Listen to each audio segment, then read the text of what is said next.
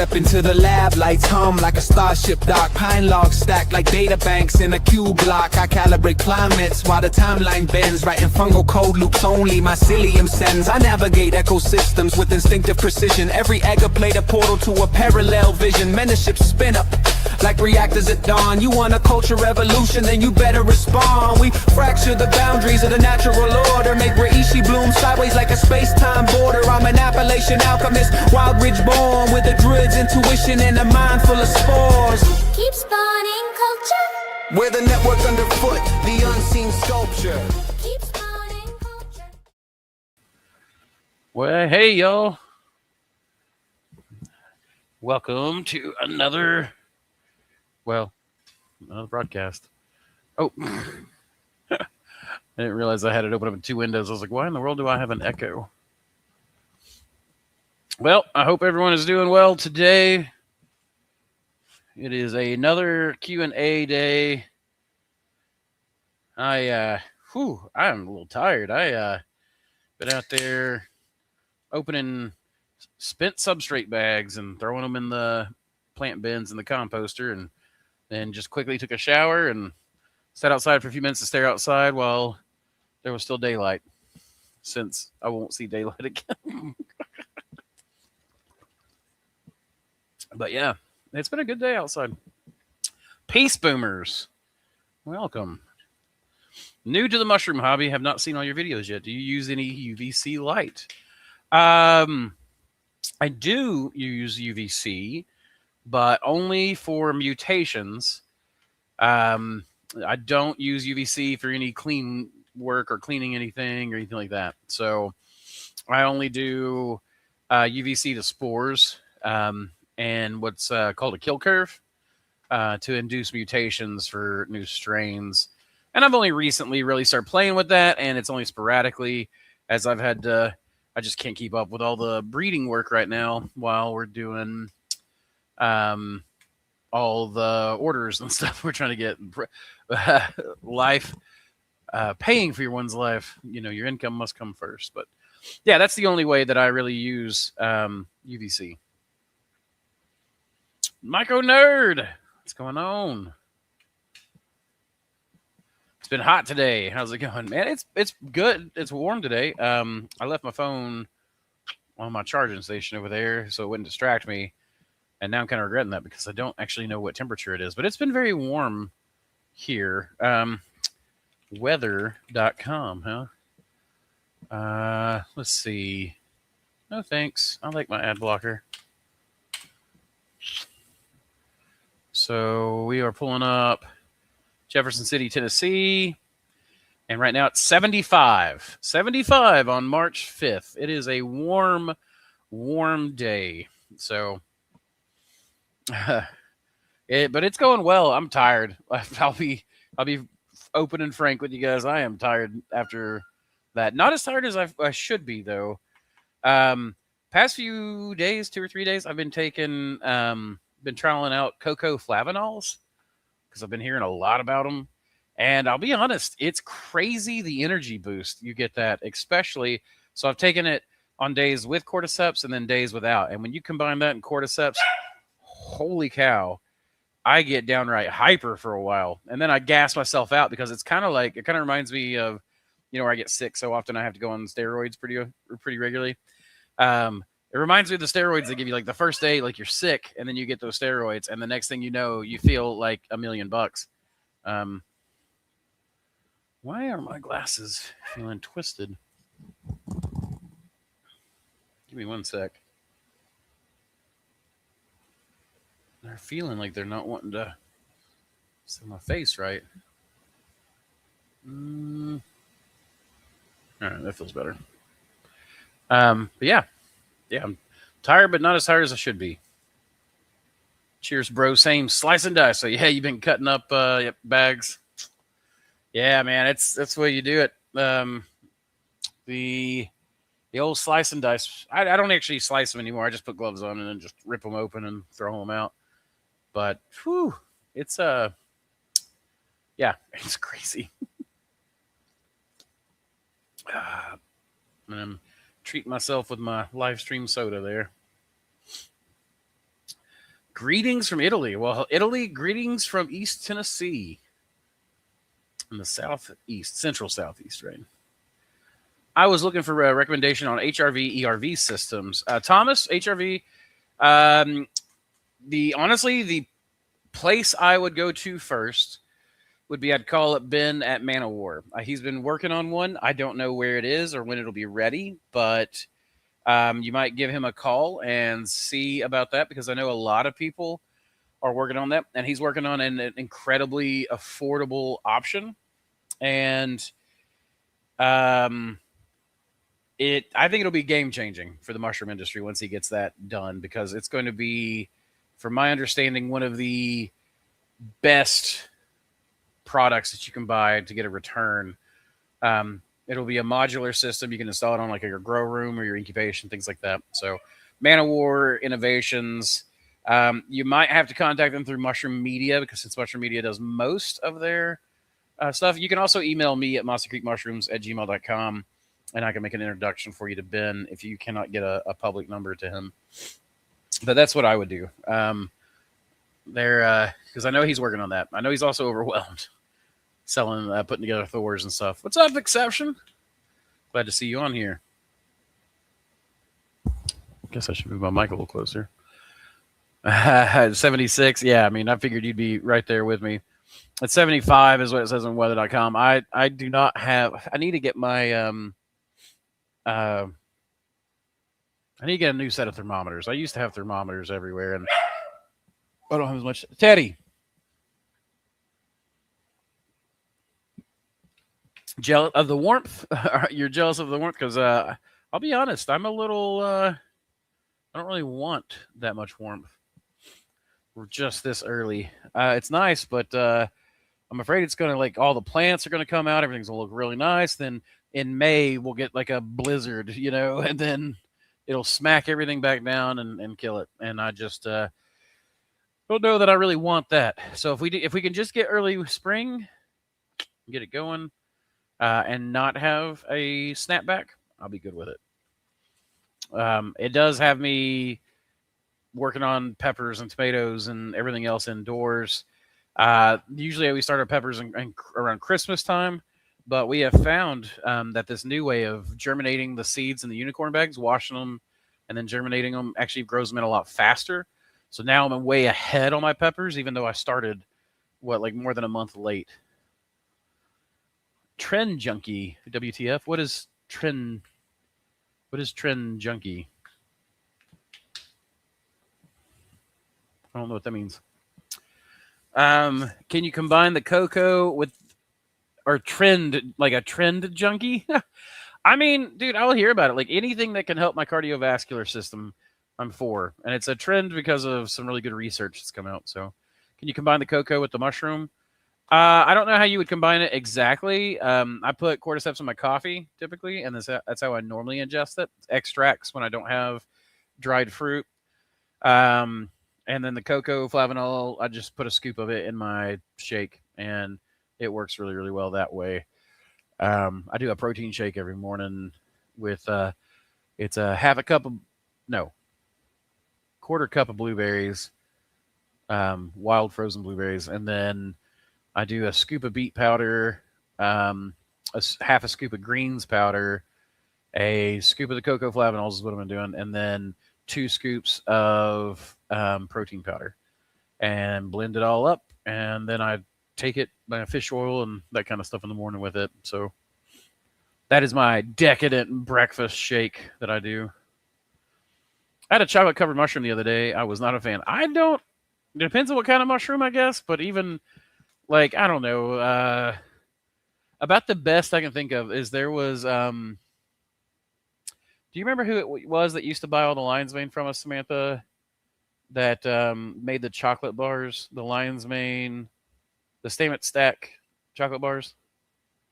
Is golden something, golden min mushrooms, golden something mushrooms, golden pyramid? No, it wasn't golden pyramid. Golden something. I don't know if they're still around or not, but they were making a Statement Stack. It was a microdose with niacin and lion's mane in it, and they were getting lion's mane from us.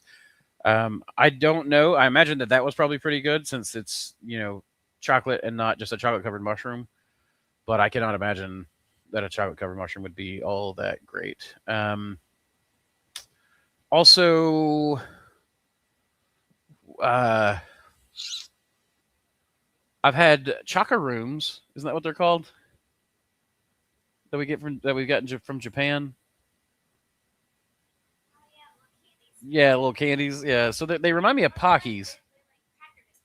Yeah, kind of like Pocky the sticks, but in a mushroom format. Now those are really good. Yeah, Samantha's highly addicted to those. She said, "Yeah, those are really really good, but I don't think they have anything to do with mushrooms other than the fact that they look like mushrooms." So, forage in the flesh. I like the name. Robot mushroom. Robot mushroom indeed. I don't know exactly where to go with that. AI and mushrooms. It's definitely growing. Automation of mushrooms. I think that's coming one day too. The moment I can get an Optimus or Tesla bot or whatever it's called to work my grow room and I don't have to be in the spores and stuff anymore, I'll be happy there. Yeah, it's like a job nobody else. Yeah, everyone we've ever hired has always tried to not work in the grow room. Yeah. Also, I was thinking like a Tesla bot would be super cool because you could put it in the lab. I could show it how to do all the work. It has the AI to identify patterns in the fungus, and it'll learn. You can teach it, and then bam, you can literally have the thing spray itself down with bleach or alcohol, and it doesn't grow bacteria on it like we do. So it would be the best lab technician. What strains do you sell that are more tolerable to the extreme summer heat we've been having? Mother of Pearl is probably the best oyster that I have. I have grown that up to 96 degrees Fahrenheit. However, it'll grow thin. It is heat stressed. It is not pretty at 96 degrees. I'm just saying it will fruit at 96 degrees, or rather, I have fruited it. I'm not saying no guarantees, but it is one of the best. Yeti's Breath is probably Yeti's Breath is a child of Mother of Pearl, and Yeti's Breath is bred back to Elm Z, which is a heat tolerant elm oyster, the commercial elm, and it may even have better heat resistance and is in prime weather a much heavier producer. Yeti's Breath is one of my mortgage lifter strains, and it's one of the few that handles heat pretty well.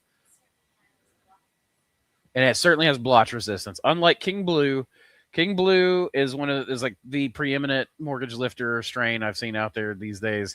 Everybody's selling it, but unfortunately, but it does it, and it's okay in the heat, but it has terrible blotch resistance. But the Yeti's Breath is probably the best blotch resistance, and as most people, especially southern growers, know, blotch is a big problem for us southern growers in the summertime because it likes the warmth. So those are probably the two best there. As far as like oysters go, Lion's Mane Dyson Sphere is the best Lion's Mane for heat. Hands down, I have not found a single other strain. I still need to test Sabertooth and Mammoth Tusk in the real hot weather. We are going to do little to no air conditioning this year in our grow room. Now, of course, we don't do commercial grows, but we can still test strains and stuff. And we'll be doing that. We're converting our walk-in into our cold room for the Cordyceps. So because we're starting to grow more and more Cordyceps for offer, we're bringing back our dried mushrooms shortly. But the walk-in is going to be turned into our cold room. So we'll have a cold room that's highly insulated, and then our hot room, and we're going to continue testing strains through the year that way. Add shelled hemp seeds to your breakfast shakes. They are high in protein. I have heard that, and a buddy of mine that I went to high school with, who now works for an advertising agency. He was talking to me about that. He was saying that they, what's that? He recommended chia seeds. That's actually what I'm thinking of. He didn't do hemp seeds. He did chia.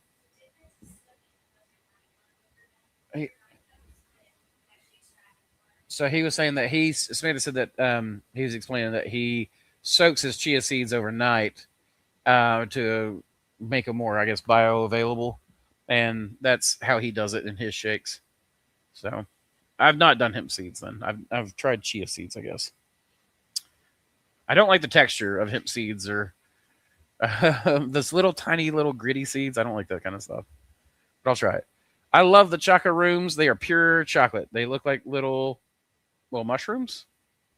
You just trailed off. I bet your comment got held by the algorithm if you had a secondary comment.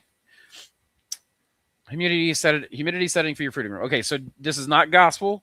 I highly recommend that everybody takes my settings and then plays with it a little bit back and forth until they get it right for their room. My suggestion is 95% on the high end, 65% on the low end.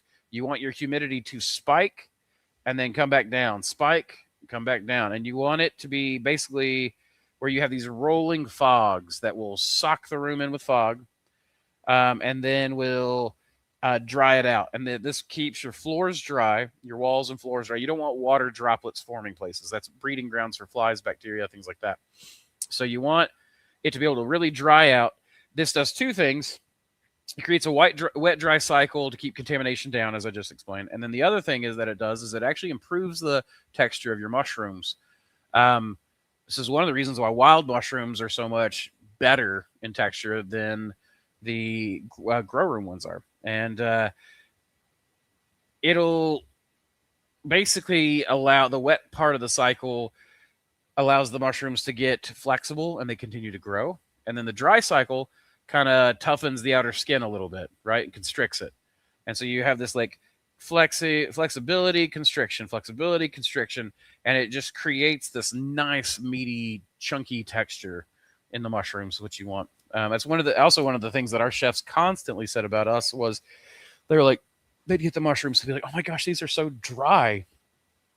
And that's what you want. You want the mushrooms to be dry on the outside, not sopping wet. Cisco oftentimes sells sopping wet mushrooms. I think it's a consequence of them living in the refrigerated warehouses, trucks, etc., as they're moving them around and they stick around for a long time. But the other side of it is a lot of people who grow for Cisco or the larger wholesalers will actually spike their humidity up and just like overnight and then pick the mushrooms. And you don't really want that. It does increase your weight, but it makes for a poorer quality mushroom. And as a smaller grower, we're trying to compete with the big guys, and we do that on quality. And it doesn't really change your yield too much. We have black, blue, gold. Wait, what? We have black, blue, gold oysters. You mean that you have black, blues, golds growing all, or you have those in a cross? Because I would be interested in that for sure. And lion's mane. I assume you mean you're growing all those. Gold is a good one too. Golds tend to do well in warmer weather, but not hot. Pinks do really well in hot weather, but I don't suggest pinks as a commercial crop. Teddy, please. She's coming back. Teddy. Come here. In here. In the kennel. Come here. Sorry, guys. There you go. Good boy. Good boy. Stay there. No. Yeah, lay down. I keep forgetting to send you an elm I found in the woods near my old home. It was fruiting in a shed outside of my home at 98 degrees. Wow. That would be kind of awesome. Is it a true elm oyster? That'd be neat. Or is it the elm-like Austriatus, do you think? Spring Arbor Farms. Oh, you're saying that you got that. You grow those in your Spring Arbor Farms. Gotcha, Greg. Well, thank you very much. The black, when you say black, do you mean the blue blacks, or do you mean the black pearl? All right, you can go. Because there's a black oyster that's out there. We have one called the wild black nut that we have, which was literally a blue oyster that was found growing on a I think it was a chestnut. I'd have to look at my notes. But it grows almost black, so people call it a black oyster, but it's not a black oyster. There's another one that's out there that's called the chocolate. I think maybe that may be Main Cabin Stem that sells that. I think that's who I got it from, and it just grows a lot like a king blue. It's really not that chocolatey colored. The one that I got from them, at least, if that was who I got it from. Shelled corn is high in protein too. Mexicans use lime to remove the skins before making tortillas. Very interesting. That's ash, hominy. We went to the Appalachian Appalachian Museum of Appalachia, to the Appalachian Homecoming Festival that they used to have up there. I think they've stopped that now. And we would go every year, and they would have a setup where they would literally take they had a spring, and the spring was running water out into a trough, and this wooden trough was filled full of ash, just like hardwood ash. And then it would run through the ash, and then it would go into a trough full of corn. And that corn, the ash would soften the shell, and that shell would fall off the corn. And then you had all of these plump little pieces that made hominy. We should do chestnuts soon. Chestnuts are a really good one. Chestnuts are very popular. I don't really like chestnuts that much. I found that they tended to make a mess, though you can pick them earlier, which I know is what a lot of people do. But the biggest thing is I'm allergic to chestnuts for some reason. Like I can't eat them. Even touching them, like if I touch my skin with them, chestnut mushrooms will make me kind of, it'll like make my skin rough or whatever. It doesn't blister, so I'm not like crazy allergic to it, but it made my throat itchy and things like that. So I don't know why chestnuts did that to me, but no other mushroom does. But they're an excellent one to grow. Chestnuts are popular in the UK, aren't they? I don't know if they're popular in the UK specifically, but they're kind of popular pretty much everywhere. Anywhere that gets oysters and lion's mane for a while, chestnuts seem to be a natural following. So black oysters plus blue. Okay, so yeah, okay. I got you. So it was like one of the blue oysters that's called the blacks. We just harvested 1,000 pounds of lion's mane last week. Excellent. Heck yeah. Are you doing that every week, or was that just like a big spike? Or did you do, was this like a weekly thing that you're doing now?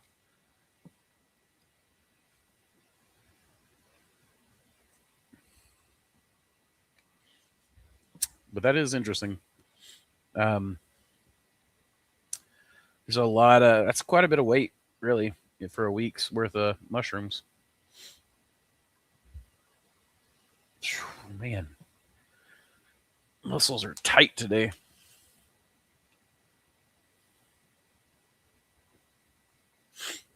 What is the easiest gourmet mushroom for a beginner to specialize with woodlover types? Oysters would be the ones I would tell you to get.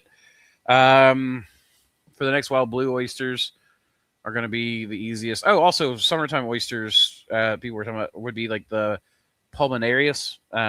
Things called Italians, Phoenixes, our Venetian, our Mossy Creek oysters, pulmonarius, and was found in the middle of summer last year. So all of those are good heat tolerant mushrooms. But so for peace boomers, what I would say is blue oysters for now. Summertime comes, I would do Italians, Venetians, things like that. That would be the best way to go. Greg Avery, about every week. 1,000 pounds a week? Okay. Yeah, that's impressive. It's definitely impressive. I usually, about 100 pounds or so would be what I would consider like the first big step up into the like dipping your toes in the commercial. So you're 10 times that. That's excellent. We got to about 900 pounds a week in our basement, and it stressed all of our equipment to do that in the basement. But here at the warehouse, I don't think we ever actually, we topped 1,000 a few weeks, but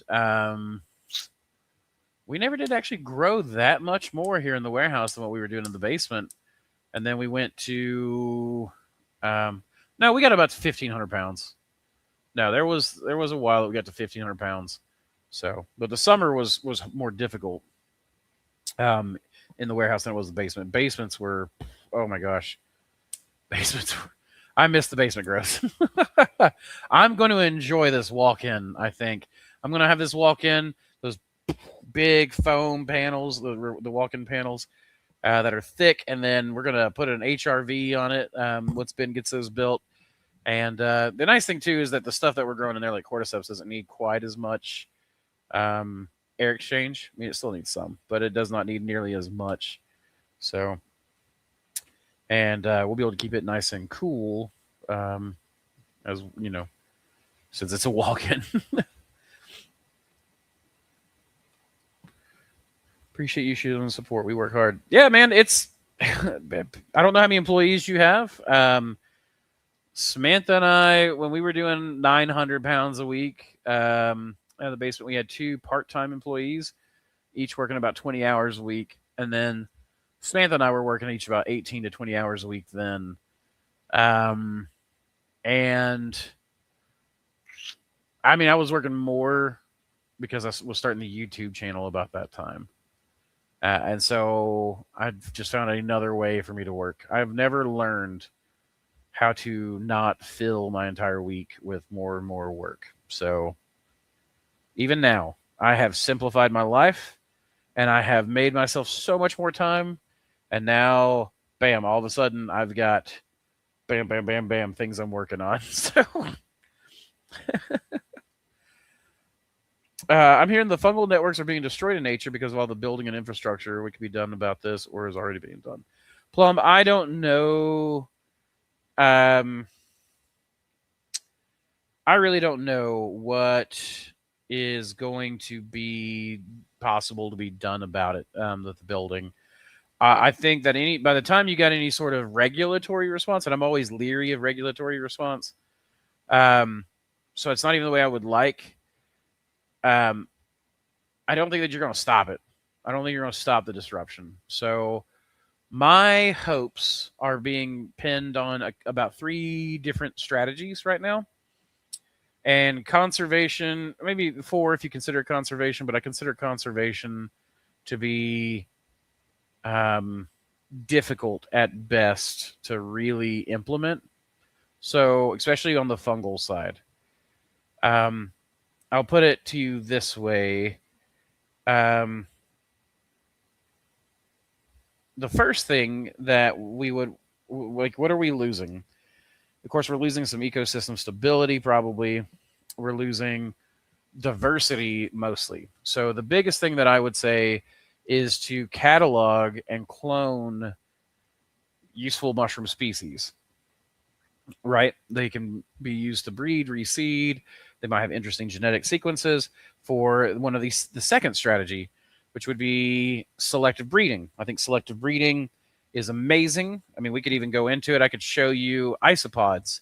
If something is like pill bugs, roly-polies. I mean, there are legitimately people breeding rubber ducky isopods. They look like little rubber ducks. They're yellow with their faceplate is like flattened and elongated, and it's orange. And they look like little rubber ducks. It's weird. They have like the Jersey cow, I think is what, not Jersey, milk cow, dairy cow, I think, whatever. But it's a white isopod with black spots. You've got, the reason I point this out is that selective breeding, we have barely as a species really gotten into selective breeding. So we need to pull in wild DNA strands, and then we need selective breeding to be able to basically create new phenotypes to fill niches.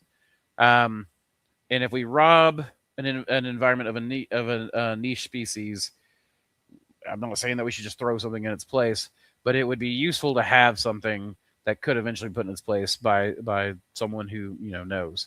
So the collection is one aspect, selective breeding is an aspect, and I think genetic engineering is another aspect, though one I am incredibly cautious of. But one is the chestnut. Is it the American chestnut that's in danger?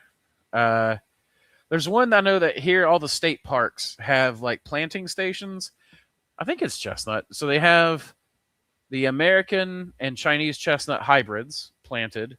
Then they have an American chestnut. They have a Chinese chestnut. And then they have these genetically engineered American chestnuts, which are, I believe they've moved one gene from the Chinese chestnut to the American chestnut to give it blight resistance.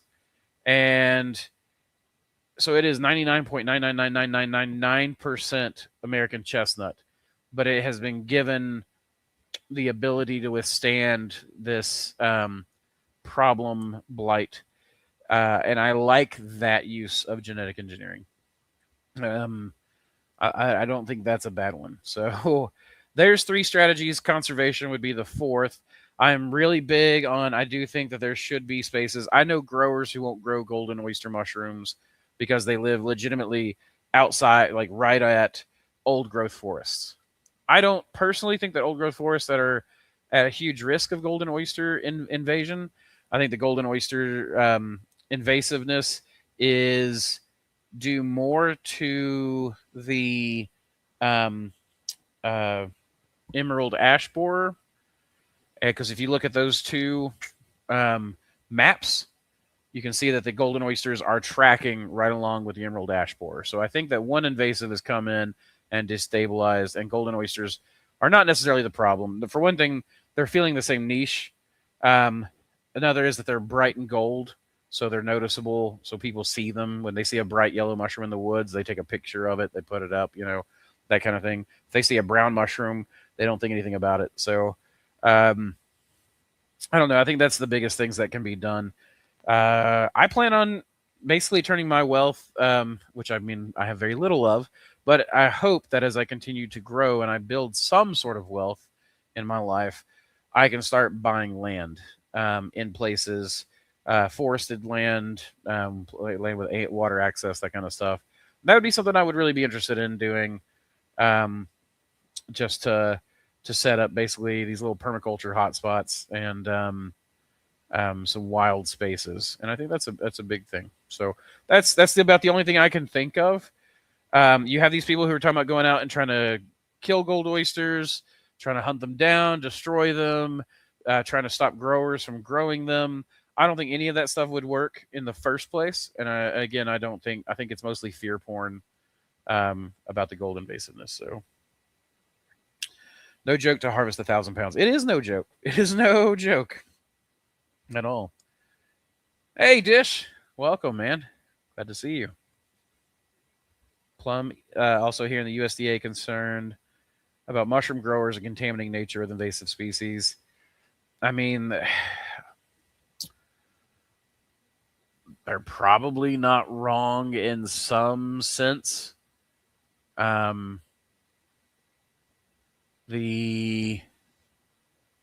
There is a balance to be struck here for sure, but I don't think that it's the problem. Like most of the time, unless an environment is already destabilized, it shouldn't be ripe for invasiveness. That's usually what causes invasiveness, is human disturbance, which we are doing. So how worried should I be about HRV, ERV cores getting clogged with spores? I was looking at Panasonic ERV and don't want to shell that kind of money if it's not the right solution. For one thing, HRVs are stupid expensive. Does that mean that they're not worth it? They're probably worth it. The chiller systems are awesome, but the chiller systems are way stupid expensive. Ben has a very simple solution that I think is going to be incredibly worthwhile. So, and going to be affordable, but I don't know. You might, again, I would check it out, but Ben has his design in such a way where you can clean it out. And he's even working on, last I heard, an automatic cleanup solution. So like basically a built-in system that would clean your HRV for you. But the biggest thing was, my HRV, you might clean it once a year and would just open it up with the big HRV that I've got, which I never had to clean, was built with a hatch by the guy who built it, to where you could just get up there and just spray it down with a pressure washer.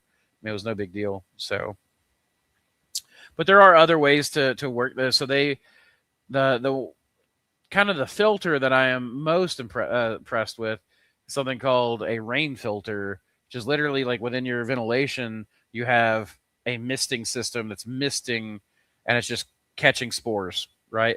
And it washes them down into a reservoir, and you can either just have that go out your waistline, or you can have that recycle for a while, empty it, replace it with clean water, and then have it cycle through again. That's an interesting one for spore catchment. Is that Eric Myers that made one of those? I think. Let's see. The other way is ET fungi. I know when I went up there and talked to him, they pick their mushrooms early. So they give up a little bit of yield. It's really not much because your mushrooms, most of the weight's there before they grow out big. But they pick like right as the mushrooms are about to spore or right before. And that way I don't think I've ever seen a grow room as clean as ET fungi's. And a lot of that comes down to them, how early they pick. They pick their mushrooms early, and they just make that a system. Their second flushes are, if it does cut down your yield in your first flush, your second flush is a little bit bigger. So it's not a big deal. But yeah, that's a couple of strategies right there. And you should be worried about it clogging up some. Find something new. I forage every year for new species. It's on the TikTok, Colby Jack 34. Some crazy mushrooms. Well, I'll have to check that out. I too collect. We run the mycologium, which is where people send cultures into us, and we clone them, and we try to give cultures back. Honestly, I'm a little bit overwhelmed with it. I'm thinking about putting a pause on it, just because I can't keep up with it by myself. Or I'm thinking about trying to do some sort of find somebody to partner with on it. Yeah, there seems to be a correlation between golden oyster outdoors and the ash borer. Yeah, you may have been the one that told me that, Steve. I don't know. Somebody I think told me that on stream, and I pulled it up, and it was amazing. And then you start reading about it, and I really think that the golden oyster is either hitching a ride with the emerald ash borer, or is just it's aggressive. And it's sporulating around the same season. So the trees are being killed, and then the golden oyster is sporulating and getting out there quick. I think that it's going to just run. I think as the emerald ash borer burns itself out, you'll see the golden oysters just either naturalize or even just disappear. That's my guess. Plum says Sam could harvest 1,000 pounds in 30 minutes with one hand tied behind her back. I wish she was here for that. She went to go pick up food. Yeah, she could. She's beaten every basically mushroom Olympic game we've ever concocted for our October get together. Samantha is like one of the winners of it almost all the time. She's not the winner every time. Bag folding, Samantha is the queen of bag folding. She's beaten everybody. Though we're out of practice now. Makes me wonder if the transport of firewood is causing a lot of the spread of invasive species like golden oyster and emerald ash borer. I'm not sure about that, but I know that they limit it here because of fire ants, I think is what it is. There's something that so like the highway, I used to live on the other side of the highway, and then my warehouse is right here, and we have a fire pit at both.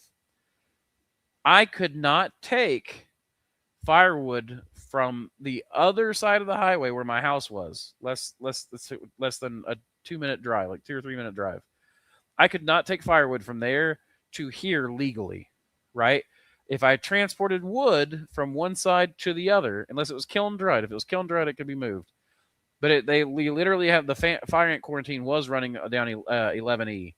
I don't know if it still is now. It may have moved, but we were on the line and probably still are, and are on some sort of jurisdiction where the firewood cannot be moved from one side of the county to the other.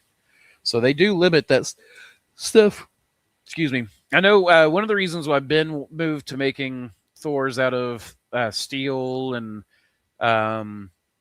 plastics and fiberglass and all that kind of stuff was that internationally, if you wanted to sell Thor to international customers, like I think they had like 6 of them ordered for Australia or something like that, you can't do wood. It can't be on a wooden pallet. It had to be on a plastic pallet, and you couldn't have the Thor be made out of wood. So that was one of the reasons they moved away from wood. Though I think wood is a superior building material. It pains me how often people poo-poo stuff built out of wood, and it's like, you guys are idiots. Anyone who poo-poos, like, thinks a metal bagger is better than a wooden bagger.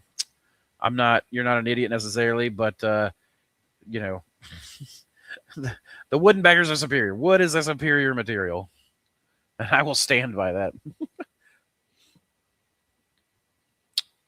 that. Imports in general, I can feel it coming. Imports in general are responsible for many invasive species. We have lionfish destroying reefs, off the East Coast, and northerners destroying the southern U.S. with their driving habits. Damn straight. We're full, people. The South is full. Tennessee is especially full.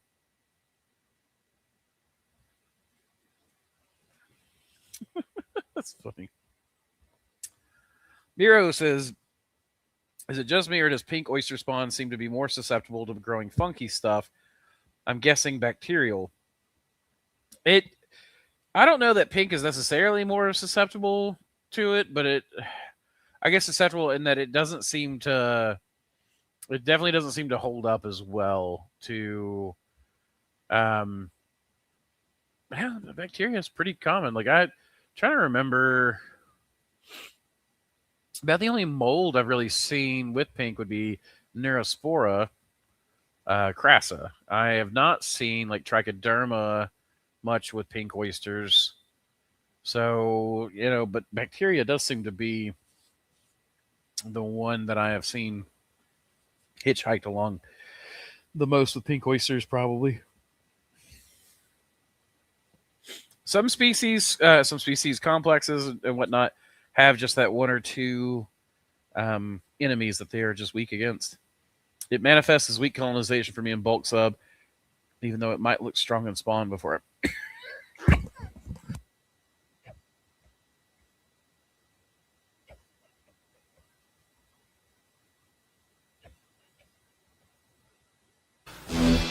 Imagine a world where the most unique, rare, and powerful mushroom strains are preserved, studied, and shared with growers like you. That's exactly what we're building with the Mycology, a living archive of fungal biodiversity, sourced from the wild, expanded in the lab, and made available for researchers, growers, and curious minds alike. But here's the best part. You can be a part of it. If you're a bioprospector, a forager, or just someone who loves finding cool mushrooms in the wild, you can send in your samples. If you send me in a wild mushroom and I can successfully clone it, I'll send you back a cleaned up culture of it. If you send me a culture that you've already cleaned up yourself, I'll send you one for our library, ready to grow, experiment with, or add to your collection. That's right. Culture for culture. You help expand the library, and you get something amazing in return. The goal? To preserve fungal diversity, to give people access to new genetics, and maybe, just maybe, to discover something truly groundbreaking.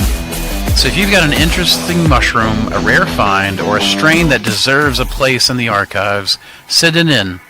Let's build something incredible together.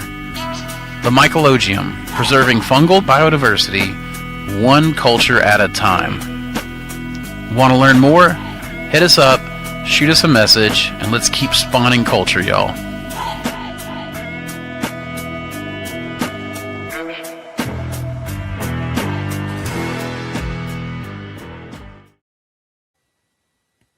All right, guys, I'm back. I'm okay. I do miss the days of good, strong, healthy lungs before I got sick. Anyways, we were saying it manifests as weak colonization for me in bulk sub, even though it might look strong in spawn before I break it to add to bulk. Those bacteria hitchhikers can definitely do that for you. And they may not show up in spawn sometimes. It's a lot of times you can smell it before you can see it. But after a while, too, I feel like you can sometimes see it, even like, oh, like normally I would think that's healthy, but there's something that tells me, So just one of those things. Greg says to try to top fruit your lion's mane monsters instead of off a side fruit. Mondos? More oxygen means bigger fruit. Why would top fruit be more oxygen than a side fruit? However, I will say I've done both, and I've gotten monster fruits on the sides, but the top fruits I've definitely gotten a lot of. I just don't think they're as pretty, typically top fruited. So what we would typically do is top fruit for extracts, stuff that we're going to dry, so that doesn't have to be pretty. And the stuff that we wanted pretty, markets, chefs, that kind of thing. We would do the side fruits. But I mean, I've gotten like 5-pound lion's mane mushrooms. Now, granted, we did some tricks to get that, but you can absolutely get some pretty large fruit side fruiting like that. So, and I feel like it's you get more space. Yeah, I can fit more mushrooms doing it side fruited, but top fruits can do it for sure. Do you have genetics available for purchase right now? Looking for chestnut, pink, and yellow oyster. I have all of those in liquid culture for sure. On just mossycreekmushrooms.com. And we do have yellow oyster in spawn, but not chestnut and pink. I don't think we'll do either one of those in spawn most of the time. Yeah, I'm okay. Yes. I appreciate the concern. Are mycology sterilization practices breeding super bacteria and molds? I don't think so. Not really. If anything, it's breeding weaker mushroom strains. The sterilization practices, some people rely on antibiotics. I don't ever use antibiotics in my op. I prefer working on my skill levels as a lab tech or as a mushroom cultivator was way more useful and important than doing the antibiotics. Antibiotics can be a crutch. They can hide a lot of stuff, can mutate your strains. So I highly recommend everybody stays away from that kind of stuff. And antibiotics will, can create antibiotic resistant stuff. However, the sterilization practices,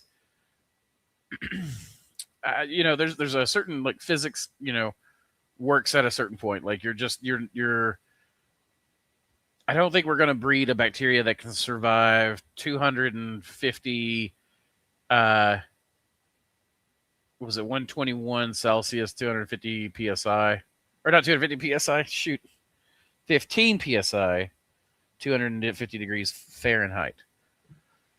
But I don't think we're going to get there. Now, there might be, maybe there are some that are breeding a little bit, but I mean, honestly, once it goes out to your spent substrate pile, I don't think that's going to be an advantage that's selected for, evolutionarily speaking.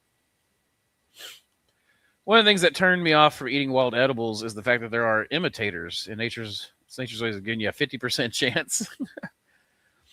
You mean like the wild mushrooms and stuff? I mean, there are some things that I think are just going to be fully safe, but there are some things that have lookalikes, and you got to be careful with some of those. And there's a few dozen species that are easy to identify that I would consume regularly. I went to cultivation just because mushroom hunting is such poor money, in my opinion. Like, it's nice when you're on it and you make good money that way, but you could go out there and make nothing all day, or you can work and get something. And I liked that. I like the regularity of that better. Bad bags stink. They do. Bad bags put off smell. Like, what do we say? If it smells like a bakery or a brewery, it's a yeast contamination. Obviously, molds are pretty visual, but even then, you can smell molds. Molds hit me right up here in the sinuses. Like I can just feel it more than smell it a lot of times. Bacteria, if it smells like a dirty diaper or something like that, it's every mushroom strain has its own smell. And bacteria tends to stink real bad. Yeast doesn't tend to be such a bad smell to it, but just a trick for the lion's mane. Yeah, I mean, we top fruited for sure, and a lot of stuff, and it does work. And certain, like, I think the toadstool looking mushrooms like black poplar, chestnuts, those kinds of things, they do way better top fruited than side fruited, enoki even, but they will still side fruit pretty well as well. But some things are just built for top fruiting, I think. I suck on peppermints when I start coughing like that. I probably should start stocking some and trying it. I haven't really tried it. I've got a bunch of mint, and I make a mint tea, and that helps soothe for sure. I like to make a mint and cordyceps tea sometimes in the afternoons, or a mint and mate. But I think it's where I was out there cutting open those bags. There were some trichoderma. In fact, I ended up sampling. You can see the green spores there on the swabs. I sampled some really nice dark trichoderma colony, and I think just getting out there with those bags are covered in oyster spores. They're covered in lion's mane spores. The shiitake blocks are covered in a fine white dust. I tried to stay upwind, but I was not about to wear a respirator today out there in the nice hot weather and stuff. So, but I probably aggravated the scarring in my lungs with the mold spores and stuff. It's actually one of the reasons why I stopped growing commercially and started getting into the lab side of things. Is my lungs just can't take that. The long COVID gave me some. I don't remember if they said 20. I think it's like 20% scarring across my lungs. I have a promising oyster strain that I cloned from wild here in the Canadian prairies. We'll mail it to you soon. Please do, Miro. I would really appreciate that. I'm always interested in that. And the Great North has got some very interesting genetics. So I have concrete dust all in my nose and lungs, so I feel you on the spores. Yeah, man. And I worked at a bakery, a commercial bakery, for a long time. A lot of dust in the air. Filters didn't always work. When I was in welding school, I couldn't take the metal, just the fumes and stuff. I have just, my lungs have been treated really poorly throughout my life. I should have been better to them, but I worked a lot of jobs.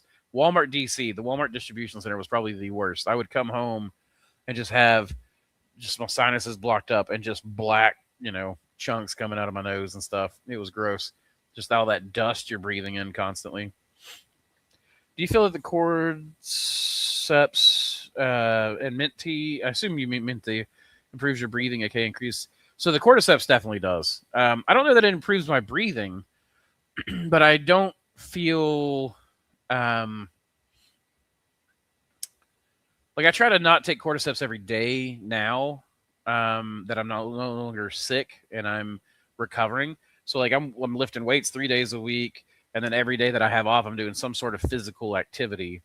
That could be a walk or biking or working in the garden. I'm doing the logs. The logs, that's probably working the mushroom logs is probably harder than my freaking workouts is a lot of times. But I'm working with trees that are like 10, 12 inches in diameter a lot of times.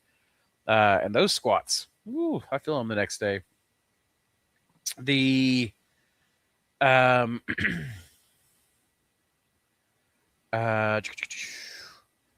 cordyceps, I feel like it just makes everything easier. It doesn't improve my breathing so much, but it makes it to where I need to breathe less. So I guess that's the same as improving it, but I don't know. Maybe that's yeah, I don't know. Maybe that's it. I got you, man. Cordyceps. Yeah, I got you. I was confused for a second too, but please forgive a stupid question. But is there such a thing as a mushroom broker, middle person that buys mushrooms for resale? Yeah, they're called distributors typically. But there are definitely people that do that. There are brokers, I think, too, that work for the dried mushrooms. I've not worked my way into that, but I might need to at some point. So we'll see. I think for the medicinal market, there may be specific brokers, but there are distributors for fresh mushrooms for sure. Cisco being one of them. There are people I know that sell to Cisco. There are people that there are other distributors. Dixie Produce, I think, is one that's around here. There's some others too. Stop smoking will help your lungs. Well, yeah, that I believe. That's one of the reasons why I've switched over to cigars and stuff. And I love smoking. I'll be honest. I love it. So I like the fire. That said, I don't smoke cigarettes, so I don't smoke all day, every day. I tend to smoke in the evenings, and I've been lessening the amount over time. So I have seen an improvement. It does suck because I enjoy it, but cigars and pipes, you don't breathe that into your lungs. You keep that around here, and that's also helped a lot. Switching over to that kind of stuff. When I stopped smoking, I coughed for a week straight. I coughed up unsightly. I believe it, man. That's one of the things. I never got on cigarettes, thankfully, and I don't ever want to get on cigarettes. Even whenever I have my rollies, it's just pipe tobacco, and I don't breathe that into my lungs. I just in the mouth and enjoy. I love cigars. Oh my gosh, I love cigars. But any opinions on cordyceps substrate for best medicinal effect? I'm very skeptical of the pure rice-grown cordyceps. So I don't have any specific data-driven opinions right now. So my completely unwarranted opinion is that I think cordyceps will do better when grown on insects than it does on rice. And I plan to, I'm growing cordyceps right now on vegetarian materials, and I've got some insect substrates that I've been mixing. And I've got another guy, Woody, I don't know if he's on right now or not, but who is trying out some mix. Like we're doing some mixes of the carbohydrates and insects. And then there's some that we're just doing the carbohydrates, and then there's some that we're doing some insect tests. And so I also want to try, though they're not as cheap as they used to be, but like back when COVID was happening and you could get like 60 eggs for 50 cents at Walmart, I was like, man, egg grows would be interesting, right? Just crush a bunch of eggs, throw them in a unicorn bag, cook them. They're going to be solid, and you just scramble them up afterwards and then inject your cordyceps, see how that goes. I hadn't tried that, though, either. But what I would like to do is get it both tested. So there are some companies that do testing. There's some companies that offer, like, if you buy 10 tests, then you get them at a reduced rate, and then you just use them up as you go. And I plan to totally grow insect and vegetarian derived ones both and have them tested. For now, I'm just going to grow them both because on the market, the vegetarian ones are just what is there. But I think you got a bunch of different things that are more for the chicken industry. Things like black soldier fly larvae, mealworms. These are dehydrated. And I really think that that's going to be probably a good way to go. But I do think that you could probably just supplement a rice with some sort of protein fat source. And that is the thing. Cordyceps actually seem to like fat. They do like fat. So I think black soldier fly larvae would probably do well as well. And you could order them. You can order a crazy amount for super cheap. Has anyone ever tried growing mushrooms on tobacco? No, not that I know of. I don't know of any. But that would be an interesting idea. You talking about like the tobacco silage, I guess, whatever's left over after we strip the leaves and whatnot. That would be interesting. Though tobacco is not nearly the crop it was. Like when I was growing up, tobacco was common around here. Nowadays, I think they pay farmers to not grow it. Hey, Jacob Howard! Jacob! All right, so okay, well, I'll get to that after. My best yields were on eggs and rice. Yeah. So there you go. There's a supplemented rice mix. So eggs have got a lot of fat and a lot of protein. So that makes sense to me. And if your best yields were on eggs and rice, then that's exactly what I was thinking. Is the eggs would be a great resource. So I assume you're Jacob Howard of the Mushroom Shop LLC. I assume there's not another one on my stream. So that's happened before. I've had people who I thought were one person. Are you the Mushroom Shop LLC, Jacob? The Moon Pearls. I am I'm putting moon pearls on logs and I'm gonna see what happens. I want to see if I can. I just want to see what if it grows in the wild, if it looks. Yeah, I don't know why that tickles me so much, but just I am to shop. Okay, I figured you were. I thought you might be interested in that. That I'm growing moon pearl. I'm going to try moon pearls on logs. I'm seeing other people post pictures of it, and they're not getting reported. I don't know why mine was reported, man. It makes me sad because I have not been pushing it, so I've not had much in the way of sales. But I think that I don't know. I might try it again. I've got one of my strikes is about to fall off, so we'll work with it there. But what are the standards used testing Cordy's with HPLC, cordyceps, and adenosine? So,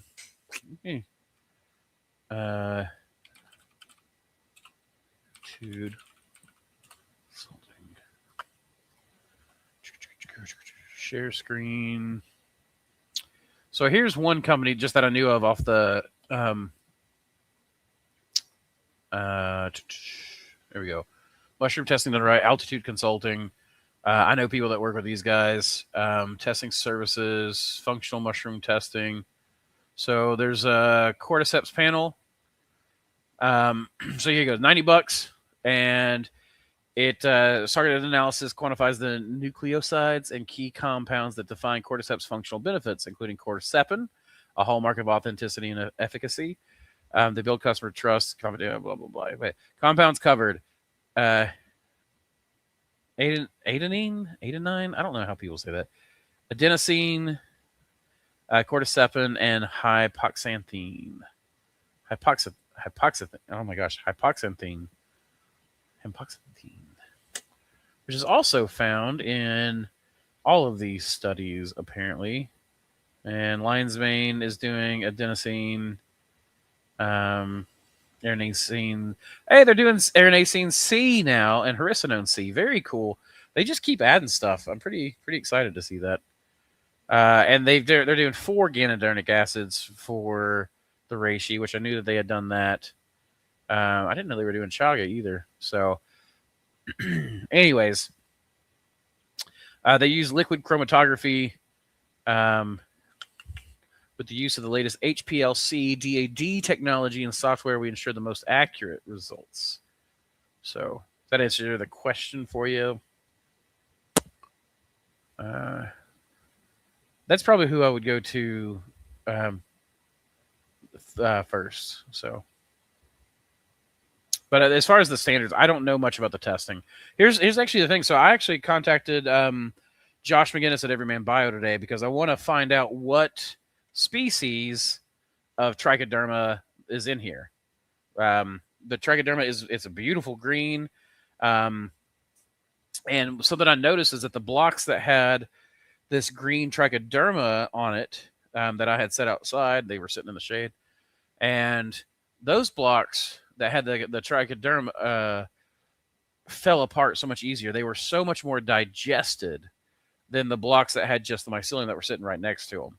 I was like, man, could we grow a trichoderma and take our spent blocks and legitimately dose this trichoderma to those spent blocks and have it break down that much faster into a compost? Trichoderma has evolved a lot of mycoparasitism. They legitimately just parasitize other funguses. So, that would be a neat way to break this stuff down. And I think that if you wanted to produce methane, that you could take your spent blocks, dose it with trichoderma, throw it into a digester shortly afterwards. And because trichoderma has some unique oh my gosh, breaks down lignin. Is that lacase? I think so. I'll never eat toilet paper roll oysters again. Number one, I've never eaten one that I know of. But why? What is it specifically that you don't want to do it again? Is it, or is it just because you know, like, or just because nowadays you know, like, what could come off of it? I don't know what would even be in toilet paper that would be bad. Heavy metals would be what I'd be most worried about. Hey, baby.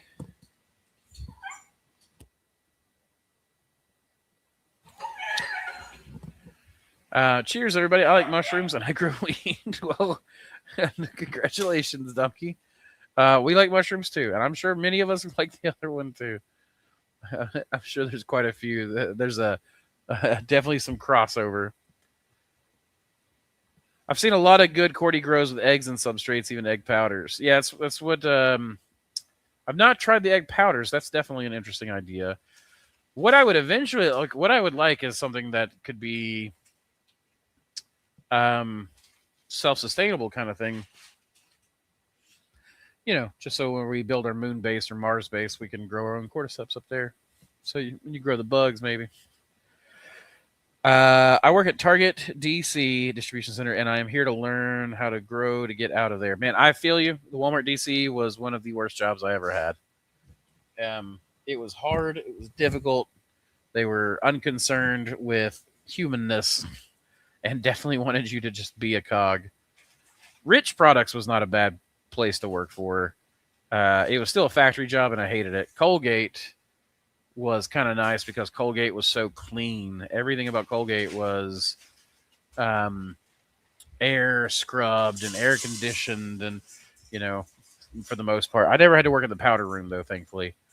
And I heard a lot of people had problems with their lungs in the powder room. Anyone tried milk powder for cordyceps? Not that I've heard of. I've seen people grow on steak. But that just seems like an expensive way to do it. Maybe if you try some burger, just throw some high-fat, low-cost burger in with some rice and pressure cook it. Heck, you might even be able to make a meal alongside your cordyceps. That's sweet. I saw one guy's grow, and he was getting huge yields. Dang. Of the cordyceps? Wonder what he was using. Oh, or the moon pearls. The moon pearls. Gotcha. Yeah. A lot of guys are getting huge yields off of it. I'm really impressed with it. What's that? Bigger yields than what we were getting, yeah. Yeah, I've seen a lot of people get yields that are way bigger than what I was getting. It definitely does better in the cold. It seems like it yields way better in the cold. Yeah, Altitude is supposed to be a good company. Yeah, that's who I've heard from a lot of people that I trust about who they would go to test or something like that. So I believe that people have used certain trichoderma species to supposedly rupture cell walls for breeding. That is an interesting idea. I have not actually looked into that. I was thinking of it more as a processing, another organism in the step of just processing through the whole cycle. Maybe even as a soil inoculant, because that's something that a lot of people do. The problem is that a lot of companies sell you hybrids that they have patents on, and they don't want you having access to it. So there's almost no companies that I found for the longest time selling natural species, species that were uncontrolled, so to speak. Are there any mushrooms that give you ginseng-like energy? Cordyceps. I will tell you that the first day that I took cordyceps and the cocoa flavanols together, my chest was buzzing. And I don't, like, not in a bad way. Like, it didn't feel bad. I didn't feel like, you know, my heart, like, it just felt like, I felt like I had a fire in my chest. I felt like, I worked out that day. And then I sat down and I was like, I could work out all over again. Like, I really legitimately could. So, Jerky. She got me birth Jackie. All right, guys. I'm going to hear a word from one of our sponsors, and then I'll be right back. Hey, folks. Welcome to another sponsorship for the Mushroom Cast. We're always talking about dialing in your grow setup, and when it comes to humidity, there's one name we trust, House of Hydro. These foggers are an absolute game changer for mushroom cultivation. House of Hydro's ultrasonic humidifiers put out an incredibly fine, cool mist. So fine, in fact, that mycelium can actually uptake it straight from the air. That means better hydration, better growth, happier mushrooms, and better yields. And let me tell you, these things are way easier to vent around your op than setting up full-on plumbing pressure systems. No pipes, no hassle, just perfect humidity right where you need it. And when you're working with the best, you want the best support. John at House of Hydro takes care of his customers better than anyone in the game. If you ever need help, they've got you covered. And because House of Hydro is sponsoring the Mushroom Cast, we've got a deal for you. Use code MOSSY at checkout and you'll get a full set worth of free replacement discs with your order. It's up to a $50 value. Get yourself a House of Hydro fogger. Your mushrooms will thank you. Keep spawning culture, y'all.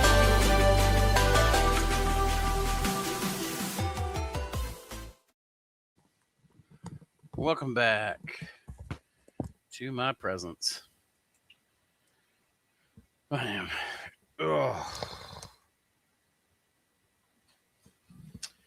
Barely had time to wash my hands.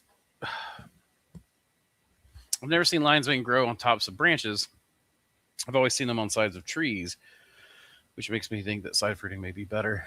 I mean, I think it's whatever way works best for your system. They do naturally seem to grow off the side, much like oysters do, and they don't tend to top fruit, though I have seen oysters top fruit in the wild. I have not seen lion's mane top fruit, but I still just think it's whatever works best for you guys. The organism, we're growing it to make our lives better, so whatever makes that better is the way I would go.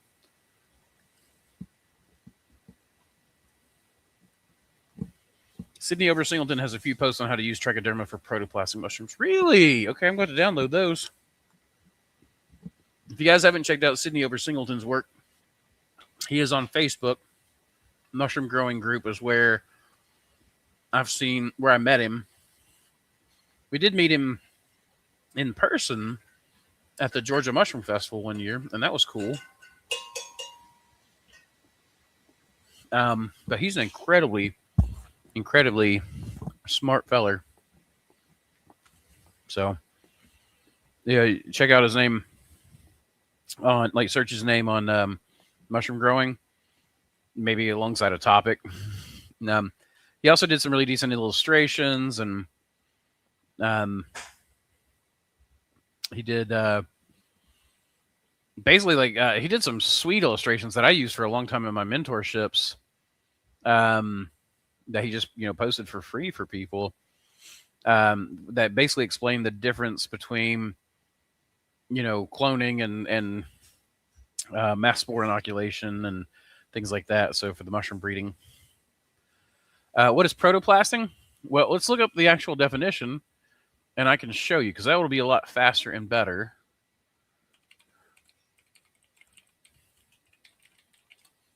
So 1 second.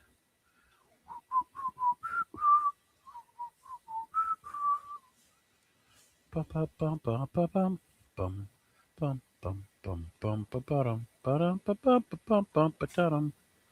right. Protoplastic mushrooms involves enzymatically removing the rigid cell wall from fungal mycelium or spores to create fragile membrane-bound cells called protoplasts. This technique used for strain development, genetic engineering, and somatic hybridization requires osmotic stabilizers to prevent bursting and specific enzymes like chitinases and beta-glucanases. Key steps include enzyme selection, osmotic pressure management, and controlled incubation. Why are you treating me so well? She's got my favorite pizza place, and then she went to Walmart, got me beef jerky and pickled sausages and wild blueberries. Ugh, she's taking good care of me, guys.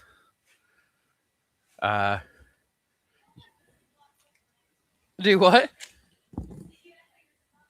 I know you always treat me well, but I just want to brag on you. I have the best freaking wife, and I'm going to rub that in people's faces, I guess. Protoplasting is there's a couple of different ways to do it that I have seen. I don't do much with it. I've only played with it like once, and I really didn't see much of a difference. There is a book that I have called what is it? Fungal genetics? No. Genetics and sexuality of higher fungi. It's actually an older book. Interestingly enough, we think that we didn't know things about fungus, but people had a lot of stuff figured out already. So there's a lot of older books that are either not in print anymore or are kind of, I don't know. They've been around for a while. They're in harder to get circles. They you might imagine mycology books were not super popular for a while, so they're expensive a lot of times too to get these older books. But they have that, and they have a whole section on protoplast fusion in the back of the book, basically, where they showed doing it with a shiitake. Largely, from what I understand, is it's used to invigorate old strains. It is a way of moving genes from, like, you can, with protoplast fusion, from my understanding, you've got a strain that is like fully dikaryotic. It means that it has all of the information to be a sexually mature organism.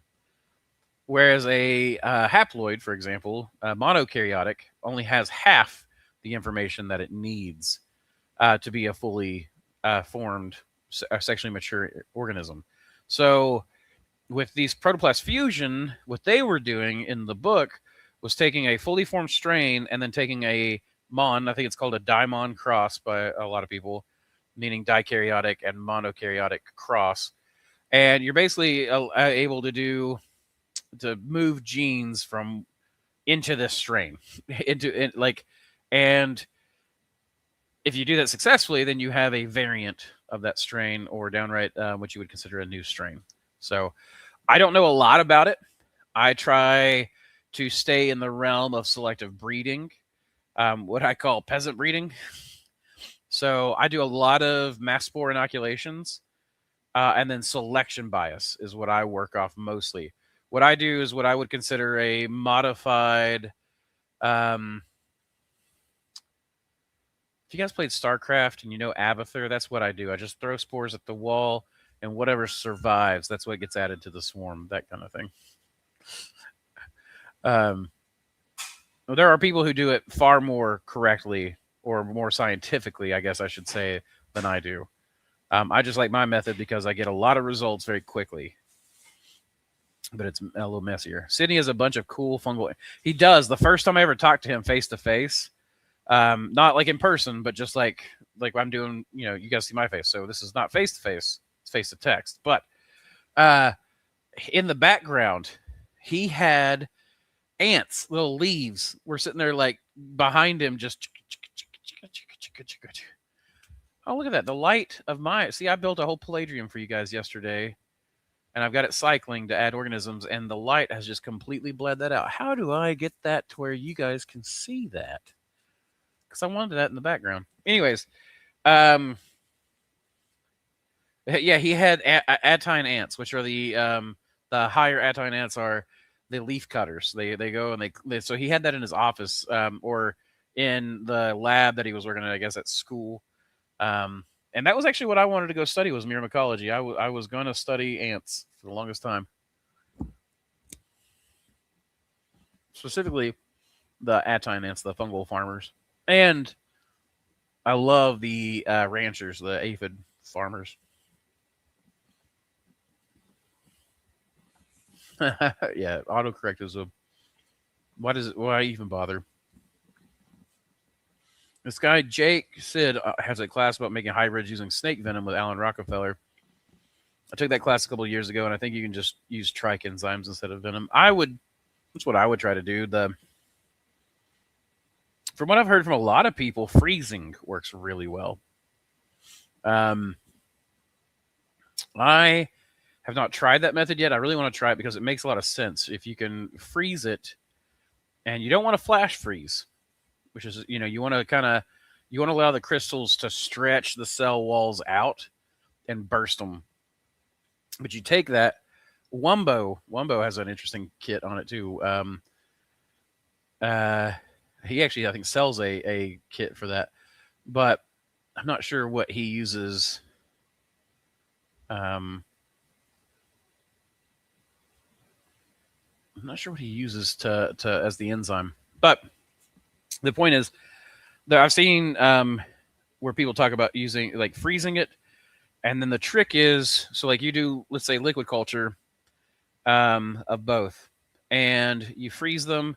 You allow the water crystals to burst the cell walls. You take that, you mix it together, drop it into a plate or a bunch of plates, and then you put them in an incubator at a high heat in the dark. You want it dark and you want high heat. And basically, this mushroom is under heat stress. And it's just kind of reaching around, grabbing whatever genetic material it can and just cobbling together like as some sort of way to survive. That's the way I understand. She loves you. Yes, she does. She can't get enough. Right, Samantha? He said she loves you. And I said, yes, she does. She can't get enough.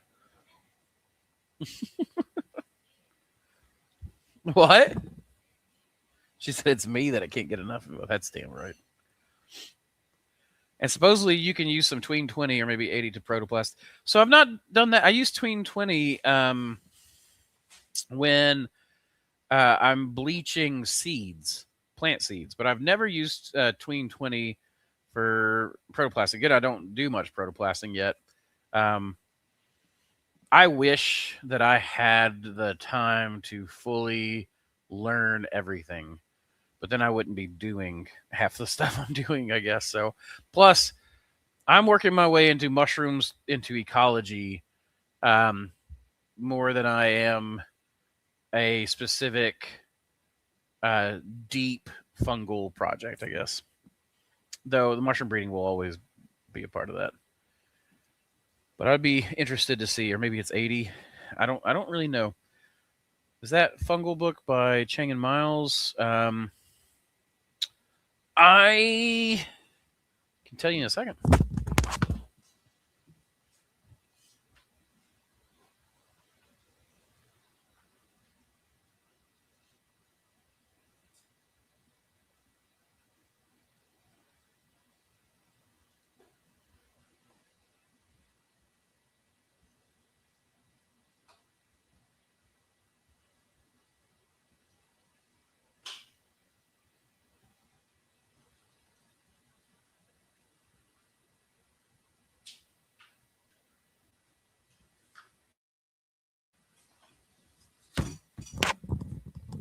Okay, so the genetics of sexuality and higher fungi is by Raper, Ronald Raper, John Raper. That's the genetics of sexuality and higher fungi. This was not actually the one that I told you the wrong thing, because this is not. This actually does. Here we go. I literally just opened it up to Daimon. The Buller phenomenon. So this is it's a good book. If you want to get deep into it, that's a good book. And it's older, which is cool. This was newer. There's a Chang and Miles with Buswell, Genetics and Breeding of Edible Mushrooms. This is the one I was actually talking about. Genetics and Breeding of Edible Mushrooms. They actually go into this. They go into why they bred the white enoki in the first place. So that's super cool. It was so they could sell you older mushrooms without you knowing. And then just for fun, my favorite mycologist is Murrell, and I just love the story of him. He was such a he would just disappear. He disappeared on his wife to the point that she thought he was dead. And he was just out looking for mushrooms and then like characterizing them at some college, and he just did it in a staircase in some dorm because he didn't have space. And he had I think he was working for the National or the Natural Museum, whatever, up in New York. He was a head of a department and just disappeared, and then came back and got mad that they hired someone else to do it because he disappeared without telling people. But that's tropical polypores. I had a hard time finding this book, and it was expensive back in the day, but it was printed back in 1915. And I just like it's not a useful scientific text. It's just a cool piece of mycological history. So, yeah, I'm not a huge fan of protoplastic myself. I mean, like I don't really know. Uh, yeah. Uh, I just haven't worked with it enough, but it just seems to me we have. I don't know why people always want to skip selective breeding. So like we are there's so much there at selective breeding. There's so many plant species, animal species, funguses, etc. that are good candidates for selective breeding, and we can create a huge swath of new phenotypes with just a little bit of elbow grease and the organism doing what the organism wants to do already. And we just haven't done it. So we always want to jump to the next thing. Can you eat the stems of enoki, or they would? You can. Certain strains you can eat. They get kind of woody down at the base, where at their velvet feet. But the white gold enoki that I bred stays pretty much. It's kind of a hollow stem, like a. If you ever had like King Kong or water spinach, it's kind of stem like that, and it stays kind of more tender than I found other strains to do so. White though is probably the most tender that there is. Yeah, I believe mural spelling was at University of. So it's spelled Murrill. So you just missed one R. And yeah, he ends up at the University of Florida later, to the point that he's sleeping on a couch in the boys' dorm, and they would just buy him breakfast and stuff, not realizing who this crazy old guy was, basically, that was out collecting mushrooms and stuff. But he went to Florida because the mushroom season was longer. He was just obsessed, like to an unhealthy degree, which made him awesome in a way, but certainly wasn't probably easy on his family life. This may be a silly question, and for some reason I've never looked, but where do portobellos originate? They're in Agaricus, and so Europe, like most of the cultures that we have originate in Europe. It became a popular mushroom for people to grow in not just a basement. What do they call that? Where you would store food underground back in the old days? Oh my gosh. Why is my brain not working? You would store food underground back in the old days. Root cellar. It's like, there you go. They would grow in the root cellars and stuff. But thank you. Yeah, that Barbara Medlin and Steve both said cellar, root cellar. Yeah, so it became. I really think that what happened was it just naturally grows in dung, right? And these compost piles, and people recognized that, so they would bring it in mother patches, is the way it was typically grown. So the way a lot of people grow wine caps now is by making a mother patch and then seeding other patches and then filling in the holes. That's why we always did it back in the old days. Old days. Oh my gosh, it is old days, like 15 years ago. But that's kind of the way buttons, portobellos, cremini, and really what it was is everyone grew for portobellos. But you had to, that people figured out that the best way to get good portobellos was to thin it out. But everyone wanted the portobello, so they started these marketing campaigns. I think it was first for buttons, right? So you go through and you cut these buttons, and now you can sell the buttons. Or it may have been, I wonder if it started with the creminis and stuff. But like the cremini is the adolescent stage. So you'd cut those away so that you get your big portobello to grow. And I guess they found those, and they're like, okay, oh, here's cremini mushrooms. You can buy those. And then buttons. So then you have buttons and creminis and portobellos. And I think they got another size that a lot of people do. So that's, I think, it's not a silly question at all, in my opinion. But that's my understanding of where that came from. I love buttons. I love them raw. I don't eat them raw anymore. But I do really love them. I saw them on the salad bar at Shoney's the other night, and I was like, oh, Oh, I want them so bad. I want them so bad. It is really bad for you. It's supposed to be really bad for you. Yeah. I used to eat them like crazy too. They always like the squeak they made on my teeth. And you know how I am about my teeth. There's very few things I like to touch my teeth. And those mushrooms would squeak. I always liked the texture of them. But yeah, I mean, I still like people get into mushrooms and then they poo-poo portobellos. But the truth is, I love portobellos. Give me a stuffed portobello cap. Like put the last time I had it, I had spinach, artichoke, and cheese. And it just came from the farm that way. Like they just straight up made it, wrapped it, and sold it off the dock. You throw it on the grill, and oh my gosh.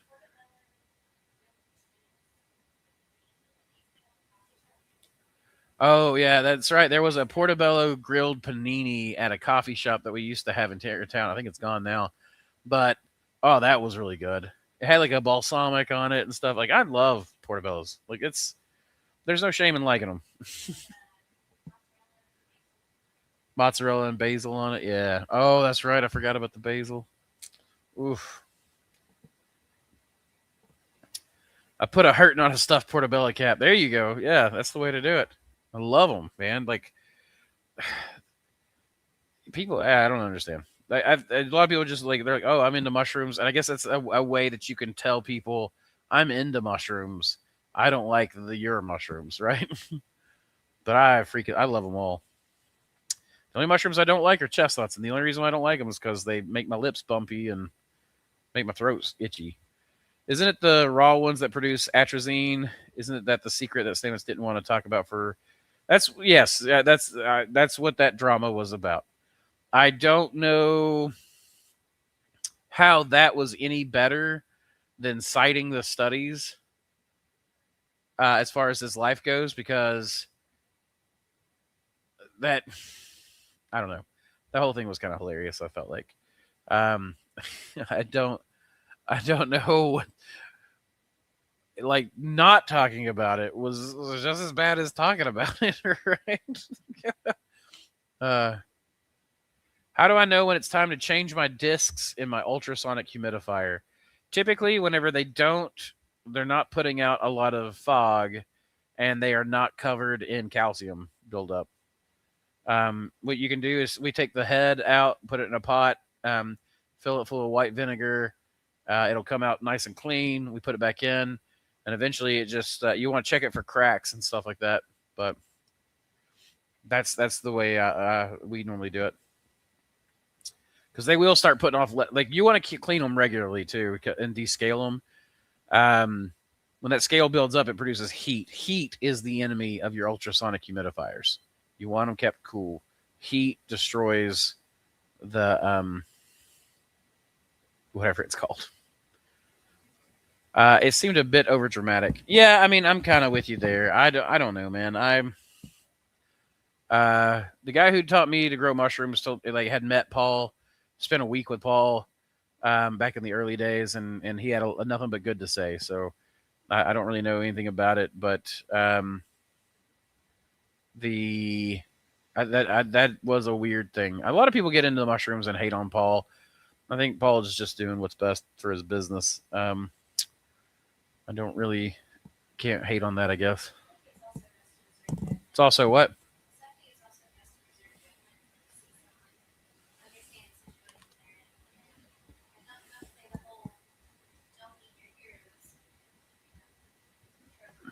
That's true. I've definitely had people say that about me too. People that met me and were like, "Nah, don't meet your heroes." For one thing, don't make me your fucking hero. Don't put that on me. Yeah, I'm a freaking human. And do what? Best to give grace. Always best to give grace. But yeah, it was a little over dramatic feeling. I've been hearing tomato skins and seeds are bad for you. Really? I'm not gonna worry about that little stuff like that. I know I'm not supposed to eat raw creminis, but I still throw them in a salad. Yeah, I really thought about it. He was talking about that it's supposed to be more carcinogenic than smoking cigarettes. but I don't know how much that would really be.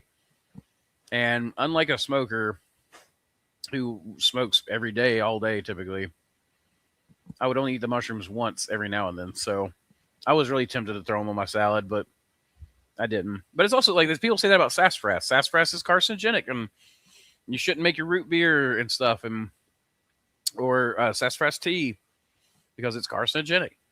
If you look at the study, the one study that's they're saying about saffrol, it is less carcinogenic than a beer. Like, and people still drink beer.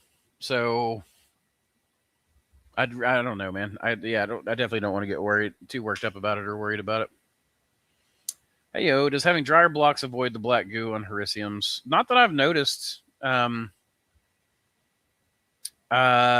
anything, like we've always made wetter blocks. Like, I used to when I was growing a lot commercially, I'd use polyacrylamide water crystals to like up the water content in my bags so that I could like we would make instead of 10-pound or 12-pound blocks, we'd have 16-pound blocks, and we would produce like 5-pound clusters. So, what's funny? So I think what's funny is that when we were growing hericiums, half the room was hericiums. Whenever we were growing hericiums, and half the room was hericiums. We were growing on soy, and Well, it was white. when we were growing on soy, so that Savannah's got a really good point there. The Black Death showed up for us mostly when we were growing on half soy, half sawdust, or soy at all. We noticed more Neurospora, more of the Black Death. When we switched over to oat hulls instead of soybean hulls. When we switched over to oat hulls, all of that stuff practically went away. Also, the oat hulls, the bags didn't expand as much, So they said also with the oat hulls, the bags wouldn't expand as much with production, and they didn't shrink and they didn't shrink as as much. much in the grow room. Yeah, that's true. They did. I will say the only thing I didn't like about the oat hulls is that bag shaking was worse because it was more. It kind of got tacky, more gluey kind of feeling. It'll never be as bad as shiitake and wheat bran. That's true, but a lot of these people have never grown shiitake and wheat with wheat bran, and so a lot of people don't know.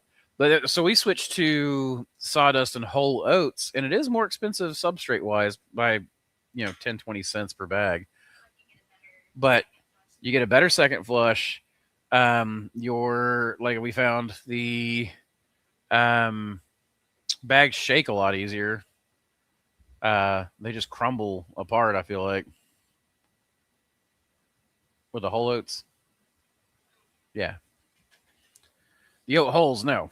But, yeah, so if people went from the Master's Mix to the oat hulls mix, they would think it's the most awful thing in the world. But if you ever tried wheat bran, that really was like shaking glue. It was like trying to knead and mix glue. It was terrible. They're saying that about sassafras probably because of the unique compounds it produces. So that is an interesting thing. So Ben and I one time straight up had a sleepy vision quest. We went out and my grandfather and I, without even meaning to. Yeah, like I didn't know there were psychoactive properties to sassafras. I also didn't know that there were potentially psychoactive properties to turkey tail, but apparently if you drink a really strong turkey tail tea, patterns form. They did for me, and the walls started breathing and stuff. It was weird. But so for the sassafras, Ben and I made a decoction, and we were just trying to make a tea, but so my grandfather needed some help. I went over to his place. We pulled up we cut down a sassafras tree and then pulled up the stump. I took the stump home, pressure washed it, and then over the next long while took a drawing knife and shaved it down. So we had all this sassafras. So we just stuffed a pot full of sassafras, put a ton of water in it, and started boiling it. But we forgot about it, and it boiled down, right? So it concentrated. And Ben and I were like, well, that's fine, whatever. We tasted it. It was like, oh, it tastes pretty good. And we added some sugar, made some sassafras tea, and then started drinking it. And then the next thing you know, Ben and I are like sitting on the couch and just kind of like, you can't keep our eyes open, and we fall asleep.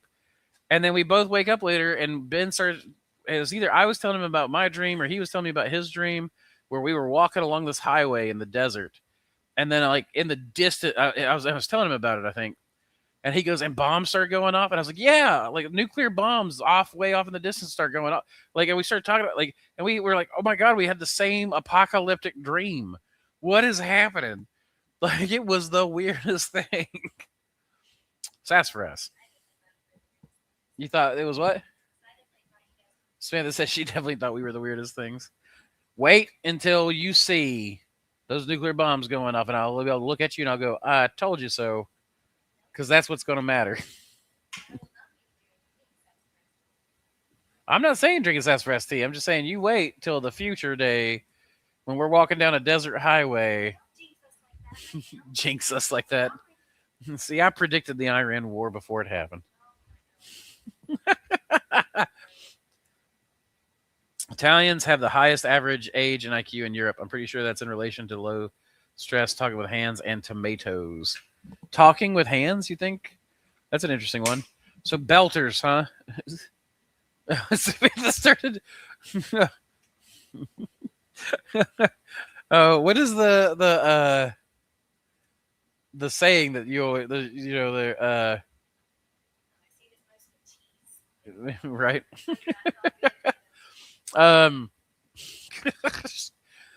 Belters, in the Expanse, belters have to talk with their hands because they're in spacesuits and stuff, and so if you have to communicate, they communicate with big motions and stuff. So it makes me wonder about that.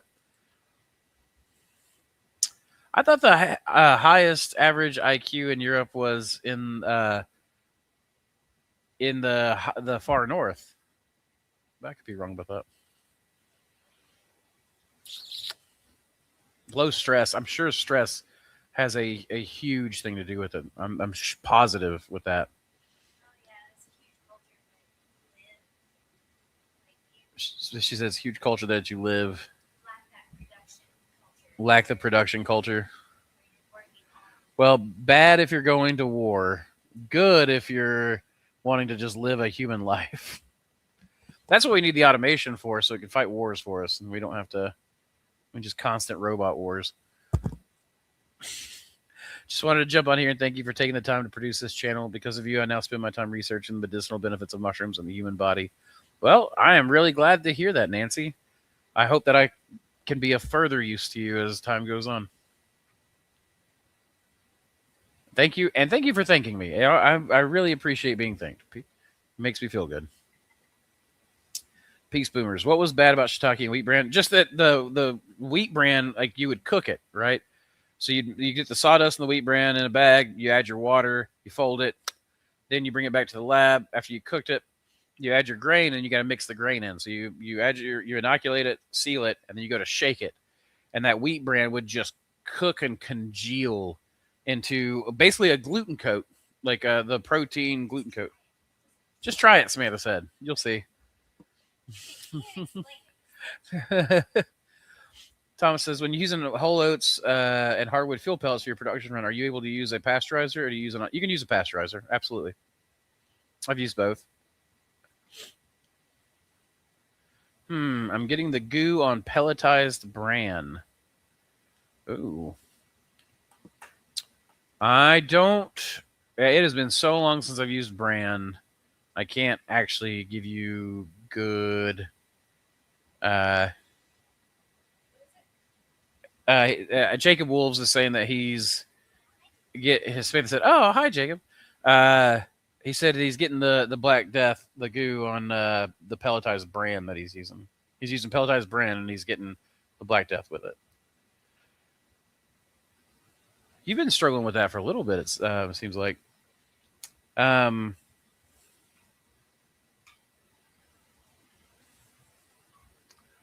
trying to think of any other advice I can give him that I haven't already given him. The Black Death, I mean, the biggest thing for me was always getting stuff out early into the grow room. Do what? Samantha said, can you ever remember a time you had success? And did you take notes? That would be helpful. Well, he probably wouldn't need me if that was the case. This is why I meticulously take notes. He said also whole oats I had issues with. Oddly, the culture is very clean. I tried cleaning it 3 times. Yeah, it's more about your grow room, probably your humidifier. Make sure all that stuff's really clean. I'm not doubting that you do have it clean. Switch your strain up maybe, and see if that helps. Are you growing your wolf's bloom? Because that hopefully would already be acclimated. It is a beast here. That wolf's bloom is a beast. That was a great comment, Nancy. I agree. It made me feel good. The Mossy Queen has spoken. You must try wheat bran now. No, thanks, Nancy. I think my husband is going to be eating a lot of wheat bran muffins. Well,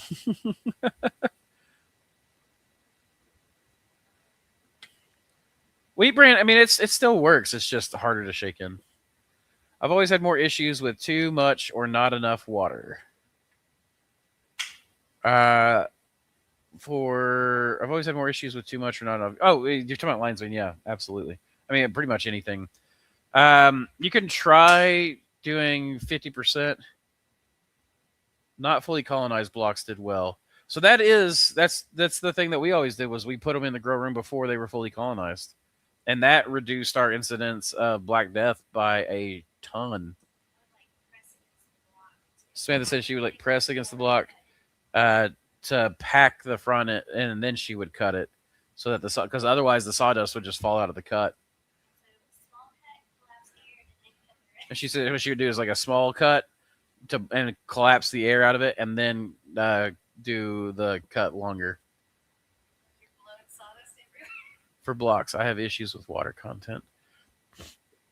Yeah, I mean, water content's important. You can, I will say lion's mane likes a drier substrate, but it likes a lot of water. And I know that's kind of weird, but that's why we added the water crystals. Polyacrylamide is a 1 to 350 rate. I don't remember the exact ratio, but it's something like one like the actual recipe that we used. I think it was 1 ounce to shoot, I don't know. I'd have to go look at it, but trying to think of what our recipe was for the water crystals. We would use a scoop, measure it out, throw it. What? I don't hear anything. The printer? You freaked out like that because the printer was printing? That you just commanded it to print? I love you, baby. I think it's at the end of the roll and it's making a really bad noise. That's funny. Sponsor break? Why are we doing a sponsor break? I don't have to pee. He can pause it. I can't. It is about time for a sponsor break. Actually, it's 1:48. So, anyways, sponsor break to go get the. Yeah, but then I use up my ability to go pee or eat or. Fine, I'll do it. The water crystal jug. She's gonna go get it. No sponsor break. Woo! All right. Well, we'll get that recipe and we will worry about it then when she gets back. Oh, I'm struggling with it on comb tooth. The lion's beard never gets them freaking tight nose string. The lion's beard is a great one. That's one of the reasons why I use it so much in breeding stock. I've done a cross of, well, it's been a little while, but it started going out to the Hericium horde, folks. It's out there on my shop shelves, across from my shop desk.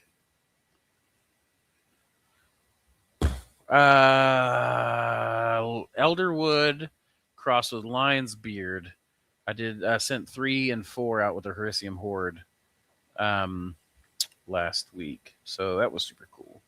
I think Dish was on here earlier. I think he got those 2. So, and we're running them out to spawn right now. They're aggressively fruiting in the liquid culture, which is super cool. Yeah. Well, you got what you wanted, Plum. Mr. Tim Bombway says, can whole oats be used as soy hulls alternative? Yeah, absolutely. That's what I do. I do a 50-50 mix of soy hull. I mean, not soy hulls, of hardwood fuel pellets and whole oat pellets. Oh, okay. Yeah, that's it. It's super dirty and dusty. Yeah, this is the So, okay, let me. Yeah. 3.5 ounces to 28 pounds of water is what we would do. You can see it's been a while since I've used it. And it's a 1 to 150 ratio. But you would do that, and you would do it in a bucket, and then you can scoop the water out, the crystals out once they're hydrated, into bags, and then just run your bagger like normal, and it would mix everything up really well. And then you can do like a 16-pound bag without a lot of extra space being taken up. And that worked out really well for making huge, like we would get 5-pound lion's mane mushrooms off that. Not every time, but a lot of time. And your second and your third flushes would go crazy. Oysters, we didn't really find that it made a huge difference. We'd get a bigger second flush off of it, and third flush and fourth flush, but it was like, it put it like to the point that on the thirds and fourth flushes, I don't really need thirds and fourth flushes. I don't even really want third and fourth flushes. By that point, the block's getting contaminated. So how do you keep the lion's mane from browning? If you're talking about like on the top, that's usually a light issue. You either got too much light or you got water droplets. Lion's mane bruises really easy. Like I call it light bruising. Huh? It could be picking. So like lion's mane, we'd always reach under and back and pull rather than just grabbing it, because it would brown where you touched it. Water droplets forming on it will cause it to brown. Too intense a light will cause it to brown on top in particular. But lion's mane will start to brown on top even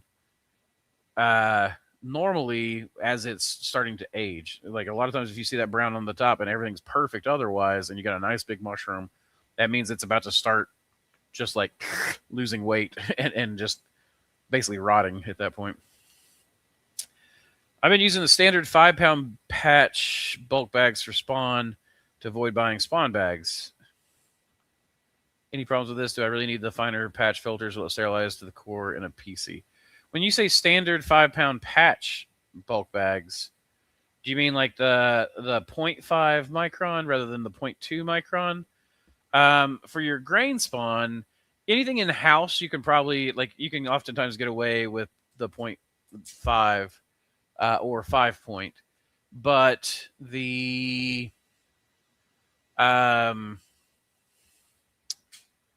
the 0.2 is best, especially if you're going to ship, but it is better.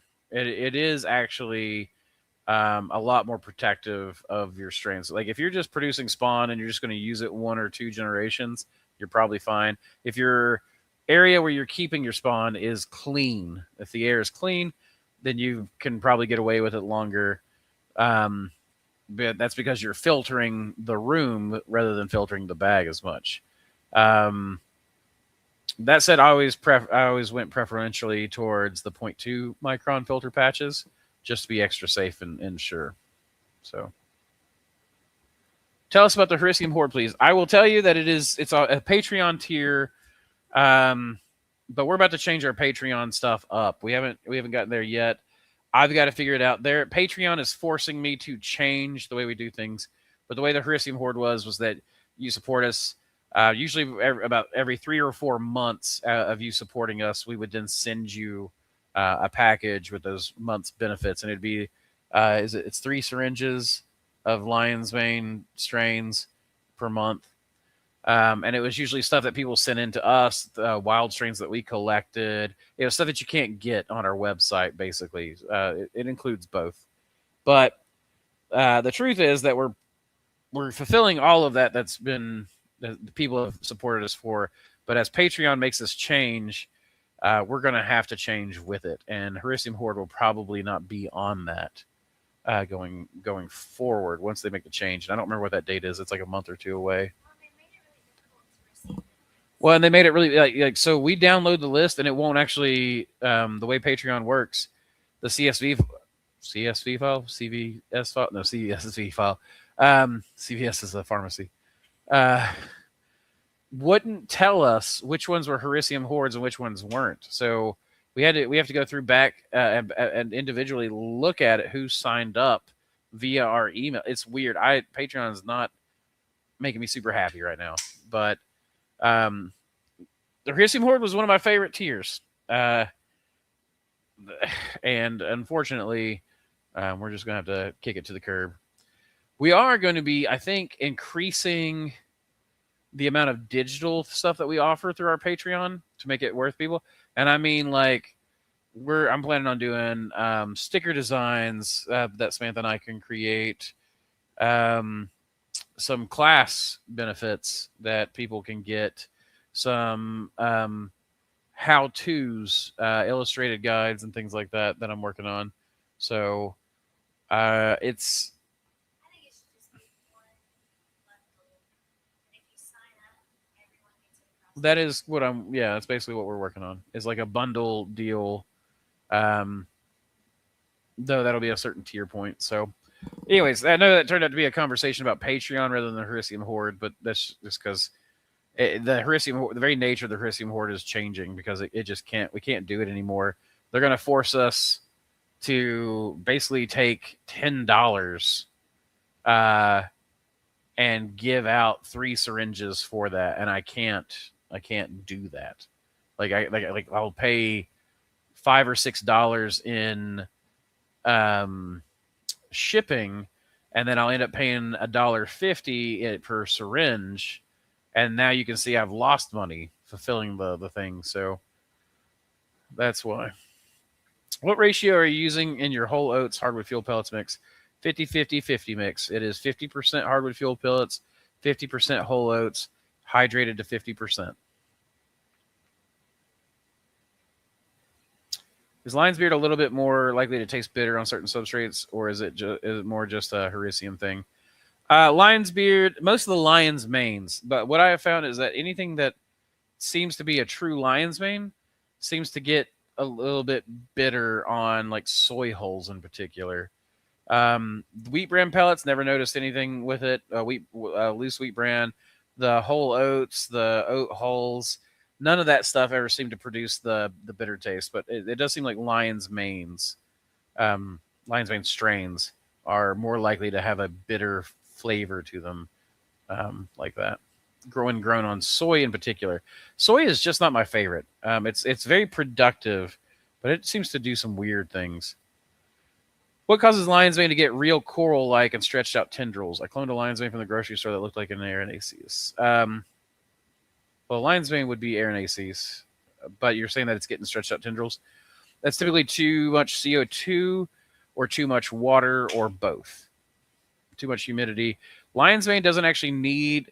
So oysters are really hungry, but they're very, very humidity hungry. Lion's mane can take a lot drier.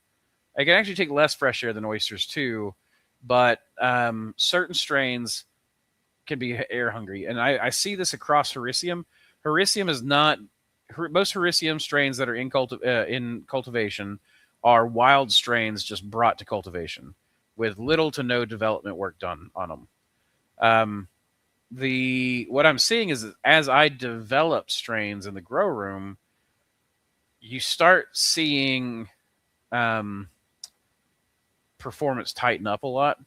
But wild strains can be very, very different, and so you can have oh my gosh, the amount of phenotypes you can see on lion's mane is actually crazy. But too much CO2 will cause it to create that kind of coral. Not flavor, coral growth. Yeah, Patreon can be a little shit when it comes to giving giving genetics out with tiers. It can be. It's really, really, it's really annoying. Like, I'm just very upset with it. It has made life 10 times harder than it needs to be, and I'm thinking about just going through and giving a Patreon-like thing on our website where people can just support us monthly and get us like a culture club like other guys do.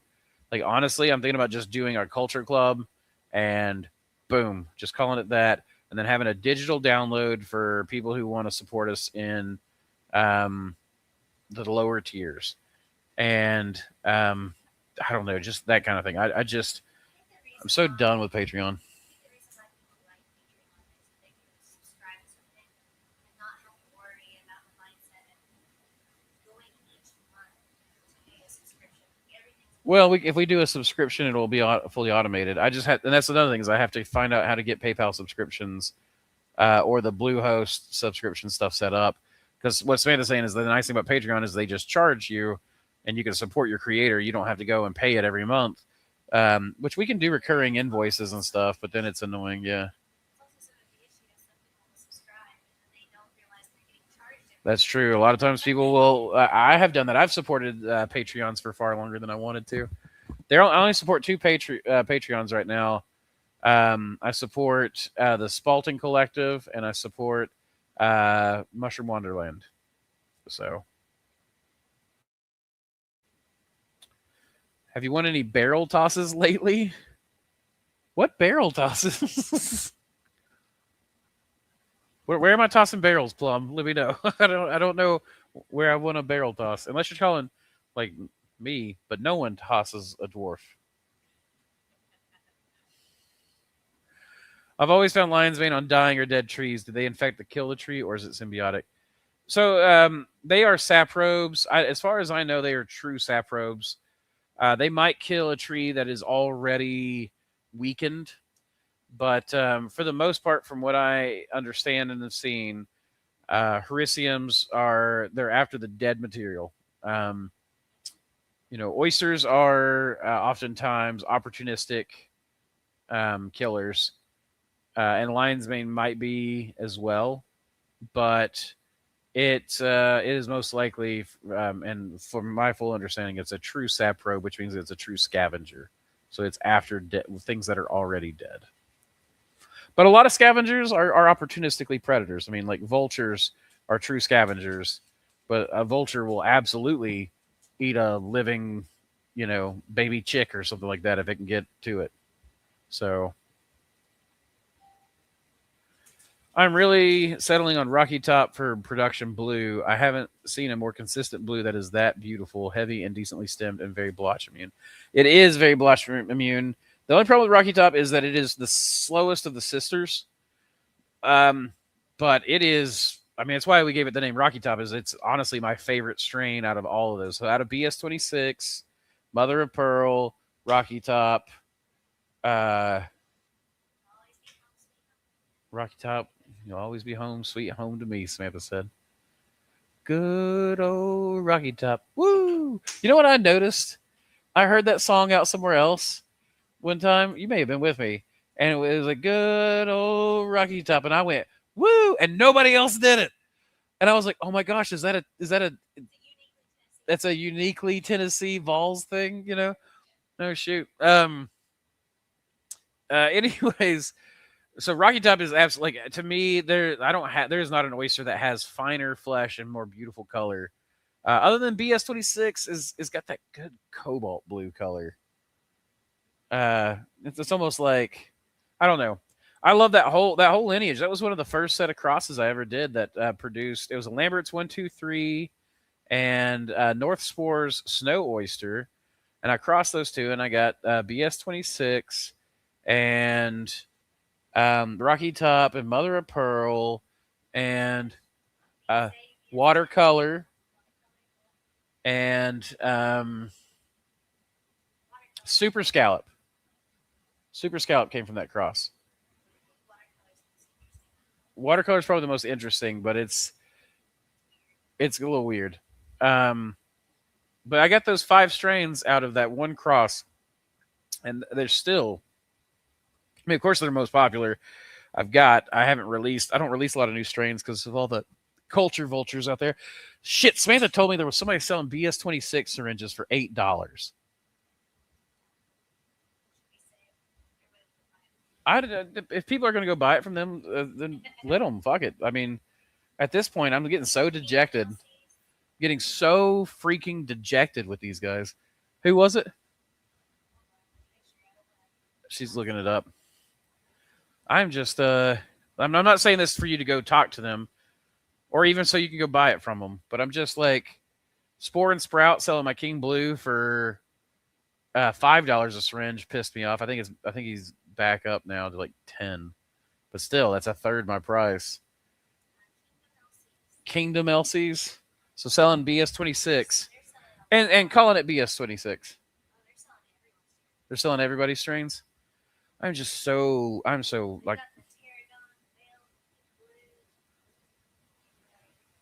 why can you not just develop your own fucking shit? Why do you have to why don't I just do that? At this point, guys, I don't understand why I even develop shit. Like I'm just so dejected by this.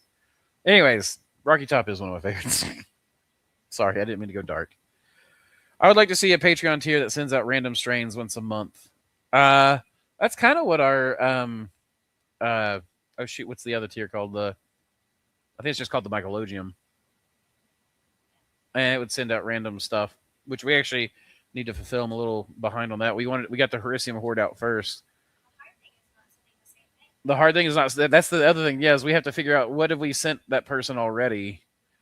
So I'm going to do a strain of the month on our website and just do a subscription.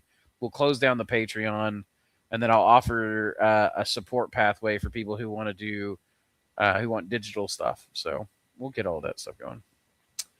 Has anyone painted or dried mushrooms for sale like they do flowers?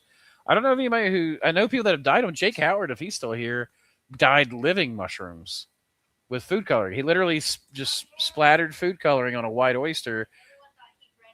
And people were freaking out. Yeah, it was super cool. Yeah, Jake does some of the coolest shit. He's one of the few people in the mushroom world who just like intuitively get it as well as having a good knowledge base. But I'll tell you, people do dry them for flowers, and we provided golden oysters and was it golden and white oysters? I think for a wedding one time. For 2 weddings, that's right, 2 weddings. So one at Blackberry Farm, yeah. Can't say who the wedding was for, NDAs and all. But it was a celebrity. Your boy Andrew's in the big leagues. Let's have a word from our sponsor, and I'll be right back, guys. We'll get a bite of pizza. What have we not seen? Introducing the future of mycology. Dr. Silurian's Elixir of Mycelial Mastery. This isn't your average culture mix. It's a revolution in a packet. Crafted for the dedicated cultivator seeking unparalleled growth. Experience the visual alchemy of this masterful brew. As you mix 10 grams with 500 milliliters of water, watch the solution transform into a rich, amber spectacle. The hallmark of a nutrient-dense sanctuary for your burgeoning mycelium. This is where vibrant color meets vibrant life, setting our elixir apart from the ordinary clear liquid cultures. Prepare to be captivated. Mix 10 grams of Dr. Silurian's elixir with 500 milliliters of water, add a stir bar for thorough integration, and sterilize the blend at 15 psi for 45 minutes. Once cooled, introduce your favorite culture into this perfectly prepared, nutrient-rich environment. Watch in awe as the elixir works its magic, unveiling a mycelial masterpiece before your eyes. Choose Dr. Silurian's Elixir of Mycelial Mastery for a mycological adventure that's as visually enchanting as it is potent.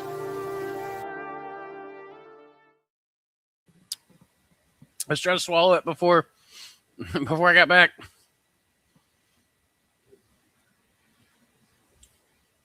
No offense, but I need some longer commercials. Get you some of that Dr. Silurian's LC premix. That stuff is killer. I've got a lot of people now doing Cordyceps on it. I actually showed some Cordyceps growers our Cordyceps growing on the liquid culture, and we'll be doing that this weekend, by the way, for the LC deep dive class. So for anybody that wants to learn all the way I do liquid culture, we're going to do aerated. We're going to do our dosing systems, our automatic syringe puller I built. We'll be doing inoculation techniques, quality control. We'll be doing all that stuff. And it's this weekend. It's Saturday. And it'll be replayable. So even if you can't be there Saturday, you'll still be able to watch the live class, and you can still have access to me to ask questions. Anyways, that said, that LC premix with the cordyceps, it started growing. I am positive. I've got to do a little bit more work, but I am positive that I've started seeing extreme blastospore production of the cordyceps in this LC, because it's not coming out as a mycelial way. Like there is some mycelial mat that's produced at the air, where the air meets the water, the liquid. But all through this, it's got this powdery look to it, and it comes out and it tests clean. The cordyceps bags are growing in perfectly. And I don't know, just doing my research, the only thing I can figure out is that it's blastospores, which is super cool to me. To be able to get that, which is what they produce blastospores in the inside of the bugs anyways. So, yeah, Culture Club would be cool, much better than them taking your money. Well, that's true too. They take a fee. PayPal also takes a fee, and that's my main processor. But at least PayPal gives me a rep and seller protections and buyer protections for my customers. And I used to hate PayPal, but man, they've really won me over right recently. Now, I mean, that said, they can lose my business in a heartbeat if they end up going back to their old ways. But they really seem to have turned a corner a few years ago and been really good to us now. That sucks about Culture Vultures. At least they did use original name for clarity's sake and a little homage to you. That is true. Did they give me an homage? Did they say? They did say that. Okay, I am less upset about that. I still don't appreciate it. Use the BS26 to develop your own strain. I don't have a problem with that. Breed it. But, like, why even compete with me? I mean, that just it does suck. But at least you're right. At least they gave a credit, and that I didn't realize that. At least they did have the name. And a lot of people don't do it. A lot of people some people will keep the name on there. Some people don't. Any unconventional tips or tricks for collecting cleanish Hericium spores? Oh man, do I want to give away my secrets? I'm one of the few people I know that's actively breeding new Hericium strains. Okay, because there's only like 20 of you guys left right now, and this is unlikely to go anywhere. This is top secret. Shh. Use a wide mouth jar ring. Just put the jar ring down, put the Hericium teeth side on the jar ring, and bam. You've got the cleanest Hericium spores you will ever collect. It's so stupid simple. I know.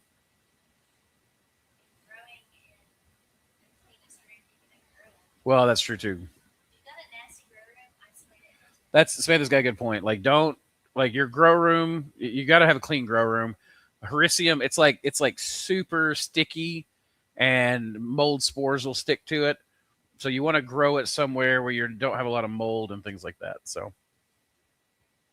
Is Super Scalp white? It is white. Yeah, it starts off blue sometimes. Very rarely. Normally it's white the whole way through. Pearly White does that too. Pearly White's a sister strain to Yeti's Breath. And yes, Samantha likes Pearly White. I like Yeti's Breath. Pearly White's prettier than Yeti's Breath. I'm going to give it that all day long. Yeti's Breath is far more productive. Pearly White is thick, and Yeti's Breath is trumpeted. Samantha doesn't like the trumpeted shape. And it is ugly. Yeti's Breath is not the prettiest oyster. It is the heaviest freaking oyster. It is a powerhouse when it comes to production. Yeti's Breath? Yeah, because it grows that long stem that goes. You just cut it. Samantha said that she feels like the Yeti's Breath looks blown out, and that's true. It does what we call tuliping, which is what gives it that trumpet shape. Tuliping is whenever, like, there's a lot of mushroom strains. You'll hear this, especially when you're in the beginning. How like your mushroom, you want, like, it'll start growing, the cap starts to grow out, and you want to pick it before the cap flattens. But strains that tulip, things like Pathfinder's oyster, that was my first experience with a tuliping strain. If you let it grow and then flip up, and then it'll grow much larger and gain weight. Some strains do better that way. And so, the Yeti's breath likes the tulip. It doesn't flip up necessarily the whole way, but it has that kind of similar shape. I'm looking for multiple tiny mushrooms without much stems. Pearly white is magnificent, but she is a big gal. She is indeed a big gal. What was it that I just recently grew that was like a ton of small mushrooms? It's not one of my strains. There was a white that I grew a little while back that had a bunch of caps. They were tiny. I think it was a Field and Forest strain. It wasn't Pohu. Pohu's brown. Princess Pearl? Is that the white one? Samantha really liked that one. There was one that was it's from Field and Forest. I know that much. It's a white one from Field and Forest, and it grew dense, tons of little caps. And I was like, it's going in the breeding pool. Snow Goose is one of ours. That's a wild strain.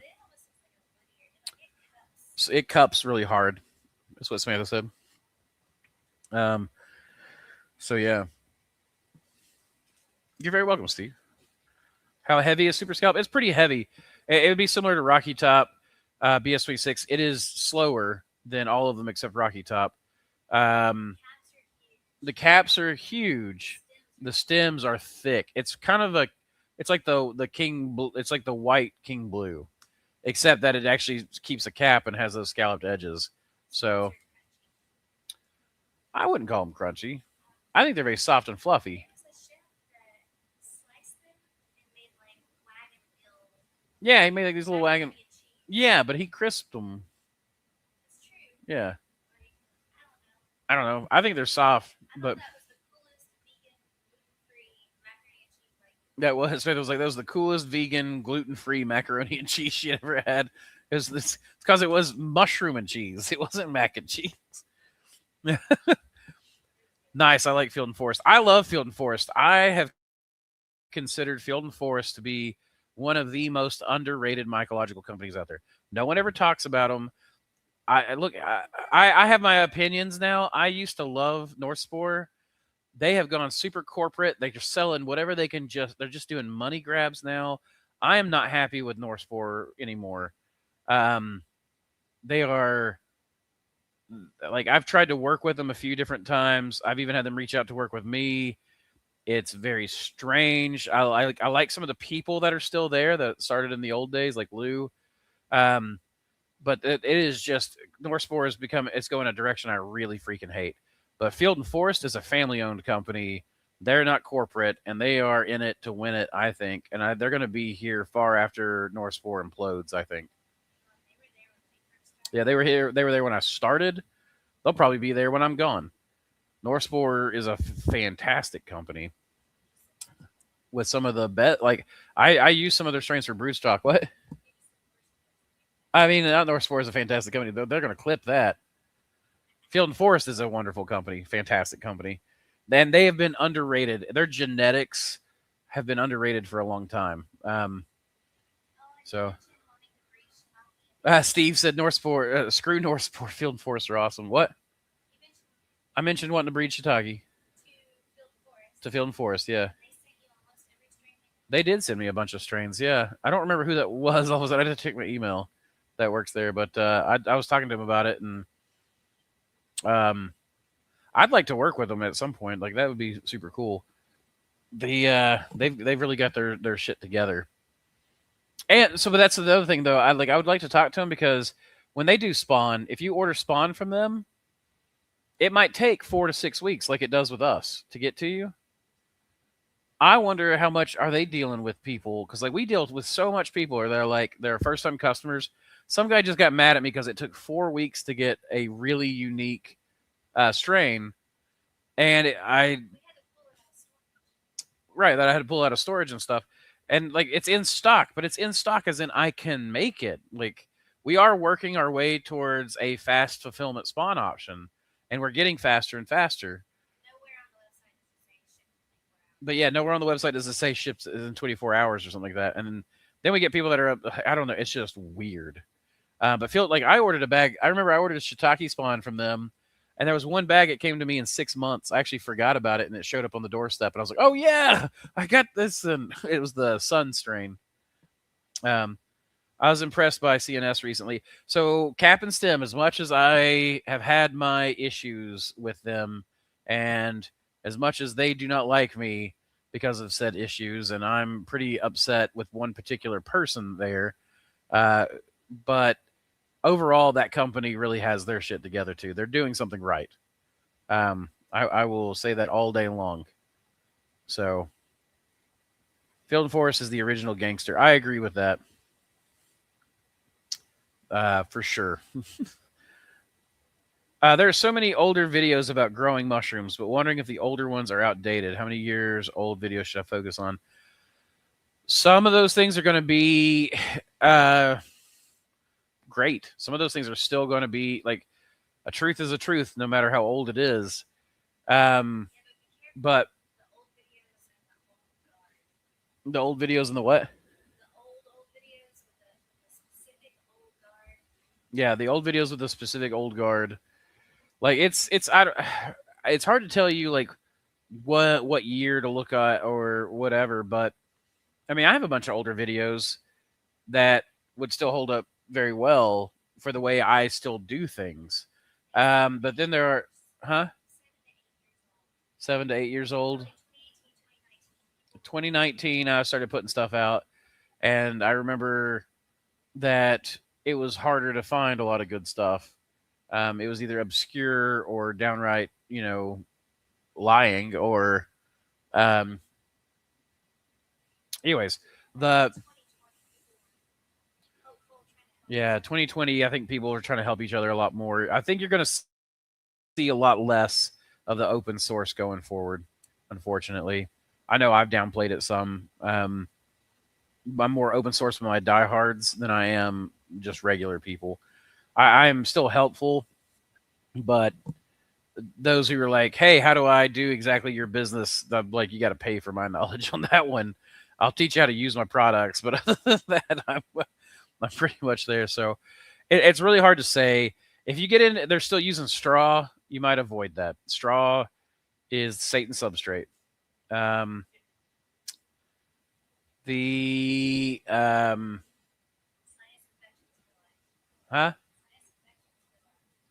Science what? Sinus infections for life. Yeah. I stopped growing with straw at some point, and it's like 3 years later, I still found it in my pockets and my wallet and everything. It was the worst. It's hard to tell you like an age range. It's better to build trust with an audience and then work from there. But even then, like I've got older videos that work just fine if you were to use them, and then I've changed things and I've documented that change to what I'm doing now. But that just works better for me. And I'm also, I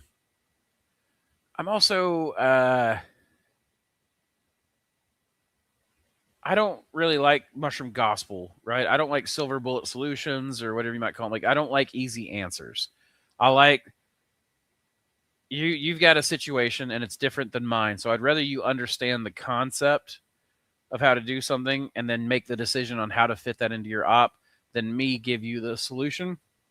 Though when people hire me to do consultations, I do try to give them, solutions for that. But so it's kind of hard to say. Like there is no. I don't have an answer for you, Peace. I'm sorry. I really don't know. I don't know how to solve that. Be very curious. Read voraciously. Double check everything. Don't believe anything you hear 100%. It's good to get good advice, but you need to double check it for yourself. A lot of things people tell you can't do, you absolutely can do. Experiment in small batches. Yeah. Test it for yourself. Trust but verify. How's that?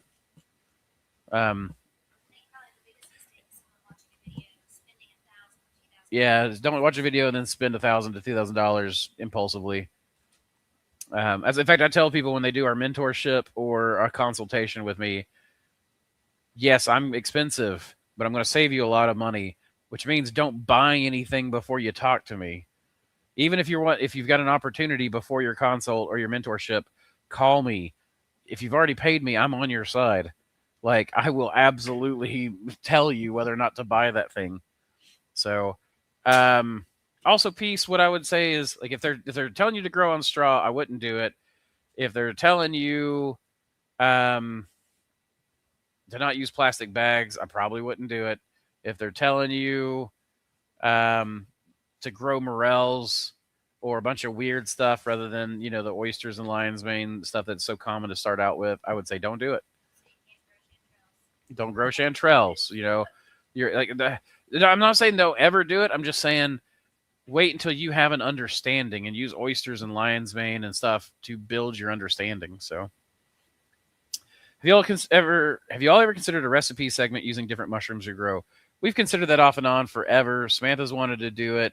I've kind of wanted to do it, but I don't know. Our break room even has a lot of stuff to cook with, and we used to do some recipes, videos and stuff. But golden state mushrooms. Remember, we met them at Oklahoma, and he had just some amazing. I don't know if he's still doing them or not, but yeah, their Instagram was definitely worthy of checking out. Golden State, I think, is what it is, the name of it. But I've considered it, Plum, and I'll be honest, my heart's in some things and it's not in other things. I've been feeling a little dejected lately. Feeling a little burnout on like, again, the culture vulture stuff. Like, it's just, I don't know. I have a hard time with it.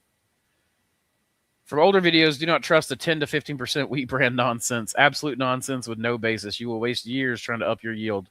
Nitrogen can go a lot higher than that. Yeah, that's absolutely true. Zero Shiro.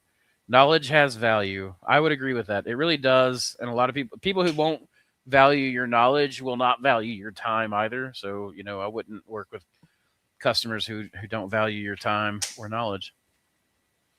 Almost all of MCM videos are good for sure. Not much outdated. Well, I appreciate that, Jake. I actually would need to go back and do an audit. I'm not even sure where I stand on all that stuff. I've seen some of your videos will mention a number strain. Are those your strains? You mean like BS26? BS26 is one of my strains. Anything on my website's mine. I don't think I sell anything that's not mine.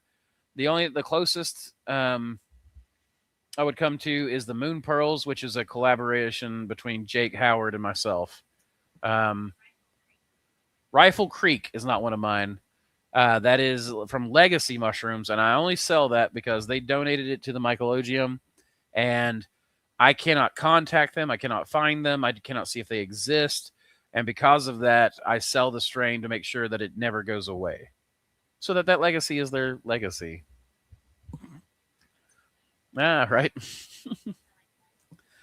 The issue that's come along with social media is everyone expects all knowledge to be free. That is very true. I have people who email me, ask me questions. I'll answer a little bit for free, and then I'll say, hey, look, if it sounds to me like you could really benefit from a consult, how much is it? I charge $200 an hour. Are you freaking kidding me? Well, I mean, you were happy for the knowledge when it was free. She said that she thinks that's the biggest part of my burnout, and it's true. I feel like there's just like 1,000 piranhas sometimes.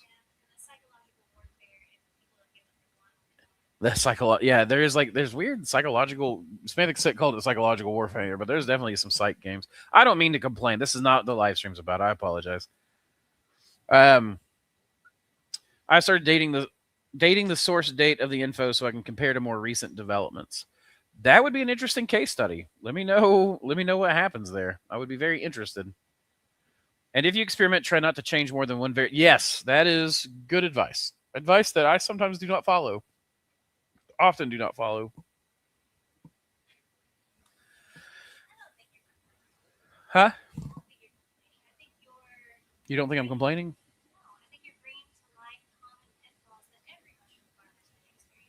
You think that well, okay, if it's about showcasing common pitfalls, that can help other people, or that other people can know that I get burnout too, and that it's okay to be burnout, then I'm okay with that. But I am not okay with airing my grievances or complaining or talking bad about anyone in the industry just to, I don't know, flagellate myself.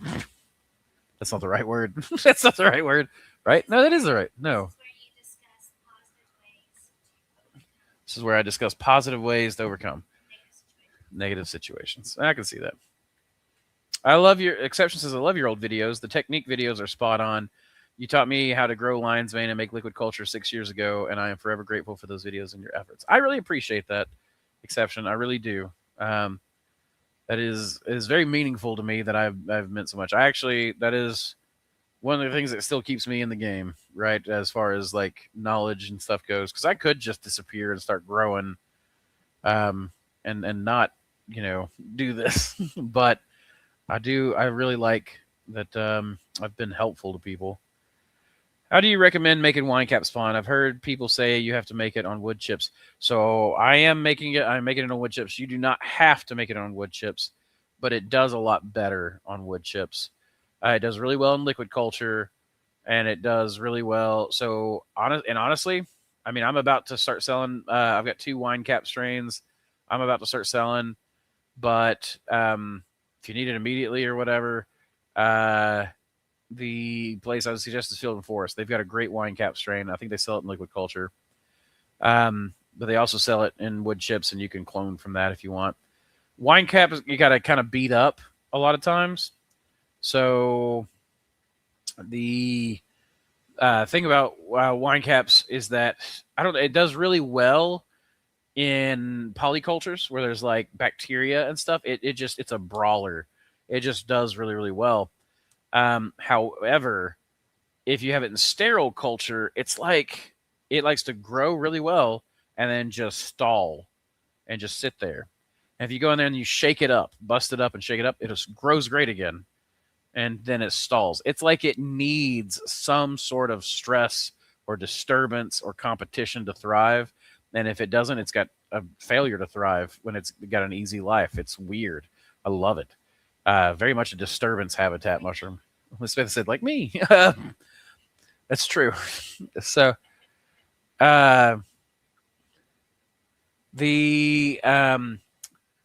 about to do a video on how I do wine cap, but just to tell you what that video is going to be, the synopsis is going to be, I went out there with my electric chainsaw and I cut down a bunch of Tree of Heaven, and I'm going to run that Tree of Heaven through a cheap electric chipper shredder. I'm going to sweep that up into bags, and then I'm going to cook them. And then I'm just going to add wine cap spawn. And I've even got some contaminated wine cap spawn that I will add to some of these wood chip bags because it grows better that way. And then I use that to produce mother patches, and that's really the best way to make wine cap.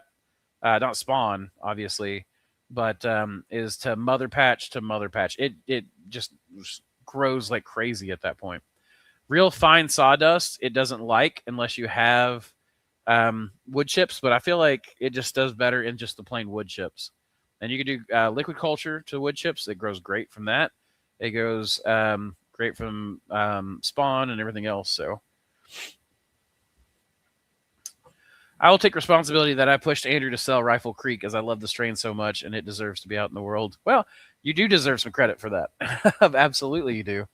And it is a great strain. It is one of the best, most chocolatey brown. It looks like little pieces of candy when it starts growing. Or what is that called? Bonbons. Yeah, there's another oyster called Ben's Bonbons that looks really similar to it that we don't have on the website. And I've been wanting to breed the beach oyster, Ben's Bonbons, and the Rifle Creek together. And I haven't done that yet. I have bred the Rifle Creek to EB10. What is EB10? I've forgotten now. Anyways, I bred Rifle Creek to a couple of different things. I haven't grown it out yet. We'll see how it goes. I am hoping to really... yeah. Everyone gets burned out. When you do something over and over again and don't take breaks, it comes down to down on your mental state. That's true, and it's hard where I'm coming from behind, being sick. It just makes it a little more difficult. Yeah, I usually don't follow my own advice either, but it's especially it's true, especially for newer folks. You're right. Are there wine cap imitators? Not that I know of. Like when you see wine cap, it clicks. It's like it's one of the easiest mushrooms in the world, I feel like, to ID. So don't get burned out fishing tomorrow. Come with if you have time. Dude, you let me know when you're going. I got to get my trout tag stamp, but dude, I'm down. I've got my rod. In fact, that would be the opposite of getting burnout. I forgot, honestly, about the trout fishing tomorrow. So, Mr. Denise, I'm glad you said something. My rod's ready to go. I just got to get my bag together. Can you give a quick rundown on a fruiting room setup on a budget? I have a cheap... Oh, by the way, anyone who likes the RDTN2, that literally stands for Reishi Denise Tennessee 2. That's from Brian Denise. So our golden antler reishi is also known as RDTN2. It is the best reishi strain I have ever come across. And he got it, I don't know where he got it. I think an island on the lake. Can you give a quick rundown on a fruiting room setup on a budget? I have a cheap plastic greenhouse and some Vevor fans and ultrasonic mister. I haven't put it together yet. It sounds like you've got it right there. I mean, the biggest thing is that you need a shell where you have some control over the environment. The most important ones are temperature, fresh air exchange, and humidity. Your temperature, if you're going to grow at the seasons, that can be the least important one. And your fresh air exchange and your humidity are going to be the most important. The cheapest way to do it would be to buy like a cheap, what do they call it? VivoSun tent. It's like a gorilla tent, but cheaper. That's what you use to grow plants in. You put some shelves in there. You have a vent pulling air out and out of your house, garage, whatever, basement, so that you never have spores backwashing into your room. You have a humidifier tub sitting outside of the grow room. Pull your air out the top. Put your humidity in the bottom so that the humidity is pulled through the room. And then try to change your air out depending if your temperatures are around 65 degrees or so. I like 65. If I want to grow tropicals and cold weather mushrooms, 65 is like the magic number. So 63, I think, is what Spore Addict does up in Montana. Then I would want to change my room air if I'm growing oysters in lion's mane, which are oxygen heavy. I'd want to change the air in my grow room about once every 2.5 minutes, so about twice every 5 minutes. And that would depend entirely on the cubic feet of the tent that you did, which is width, length, and height. And then you figure out the air volume that way. So that's the quick rundown. And on a budget, that would be the cheapest way I could think of, is like House of Hydro misting system. You get cheap Chinese ones if you want, but I trust the House of Hydro ones a lot more. Plus the customer service is better. Plus you can use code Mossy and save or get some extra replacement discs for free just for using that code, and $1 off. And it gives me a 10% kickback. So that's nice. Yeah, we know John and his wife, and we've used their stuff for years and years and years. So, but anyways, I would go the VivoSun tent, House of Hydro, humidity, and then a cheap can fan. And what I would do is get a backup can fan. And then if you can place it somewhere in an air-conditioned room, then your household air conditioning system can handle that. I would get a humidistat, probably from House of Hydro, and then a timer for your fan, or just get a fan that you can put on low power so that it's constantly pulling air. So that way there is no back. So fishing is perfect for burnout repair. It absolutely is. Water is life. I am a water person. I miss aquaculture actually a lot. I've got a couple more. In fact, you can see like right there's the palladium. That's a big stump. I got a waterfall going. I've just attached a bunch of moss yesterday, put in some aquatic plants. Then I'm letting it go, and then I'll move some shrimp over to the bottom part, and we'll put some isopods in the top. So, just for some pretty fun stuff. I got to figure out a way that the camera can pick that up, though, because it's just a blown out white, bright square. Like, it does not, you can't really see what's there. You can kind of see the water trickling if you look closely. Do what? You think so? Well, you want to try turning on the main light? We'll see if it works. But yeah, fishing is where it's at. I'm happy in water. I'm a water person. Well, yeah, it actually does look better. It's still not perfect, but we'll get it figured out. I didn't do anything. What does it mean to call a mushroom an imitator? What he means is lookalikes, or like, does it have any poisonous lookalikes? There are mushrooms like a morel, and then there's a false morel, which I think technically false morels are edible, though I have never tried. And don't quote me on that. Always double check yourself. Do not believe anything I say, ever. Or at least don't use it to make your decisions, because I don't want you making me liable. What do you mean, wow? You don't want to be liable either. We'll see. That's what it means to be an imitator. I think he's asking if there's anything that looks like it that would be dangerous. Because there is some stuff out there that can be pretty toxic. Excuse me.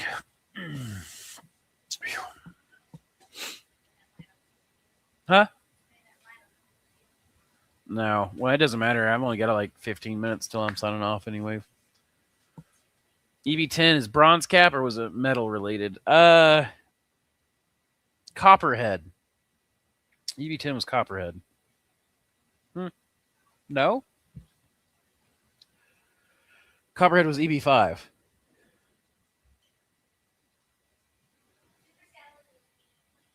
No, Super Scallop was BS21.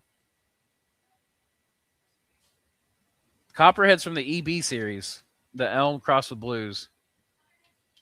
EB5. So EB10 is not Copperhead. Then it's another like bronzy colored. Like, I need to get Copperhead out and start growing it again. It's been a long time since I pulled that baby up. I was wondering if letting spores hatch on the specific plate media, excuse me, made of substrate, make it so that I would be breeding towards that digestion. It seems Griffola is not very happy with softwood. You're telling my secrets, Jacob. That's my secret.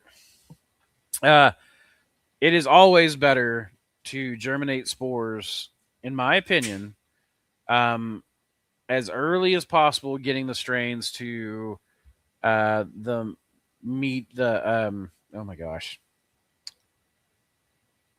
substrate that you're going to be using. It's the best way to go. If you everything germinates on agar. If you've got agar with sugar is an easy to eat carbon source, and anything will germinate on it, including weak strains. Now, it kind of depends on what you're looking for, because if you want every genetic variation you can get, then it's a good thing to put the spores to agar. If you're trying to breed a tougher mushroom, then you want to give it something difficult to eat, and you want it to start eating that as quickly as possible in the process. So, yes. Now, the biggest thing for me, maitake, I think, is a good candidate for breeding. I think that maitake could be really taken to the next level. And I think pheasant's back. Dryad saddle, that is one that I think that mushroom is so unbelievably close to being a choice gourmet mushroom that is easily cultivatable. If only we could easily cultivate it. But I think that that could be done by doing what you're talking about here. So basically what you're doing is a selective evolution, an artificial evolutionary process or whatnot, where the human gets to select hard for traits that we want. And a big portion of that is just getting your I swear, if you haven't played StarCraft 2, you need to play StarCraft 2, especially Heart of the Swarm. Abathur, if you want to breed mushrooms, you need to learn who Abathur is and how he does things and experience Abathur. And Samantha said, "Be prepared to be creeped out." He's not creepy. He's the best. He's a little unfeeling. There is that. He's not he actually might be psychopathic. Maybe I shouldn't be telling people he's who I look to be. I mean, in the way that he breeds things, not his ecological worldview, not his compassion. He is not a compassionate organism. Anyways, I'm surprised you don't have a few IBC totes stocked with tilapia. The IBC, what you know about that? So the IBC totes are here, and they're being modified, and the tilapia are like the Lakeway. I'm friends with the guy at Lakeway Tilapia. I've done that so many times, and I'm doing it again.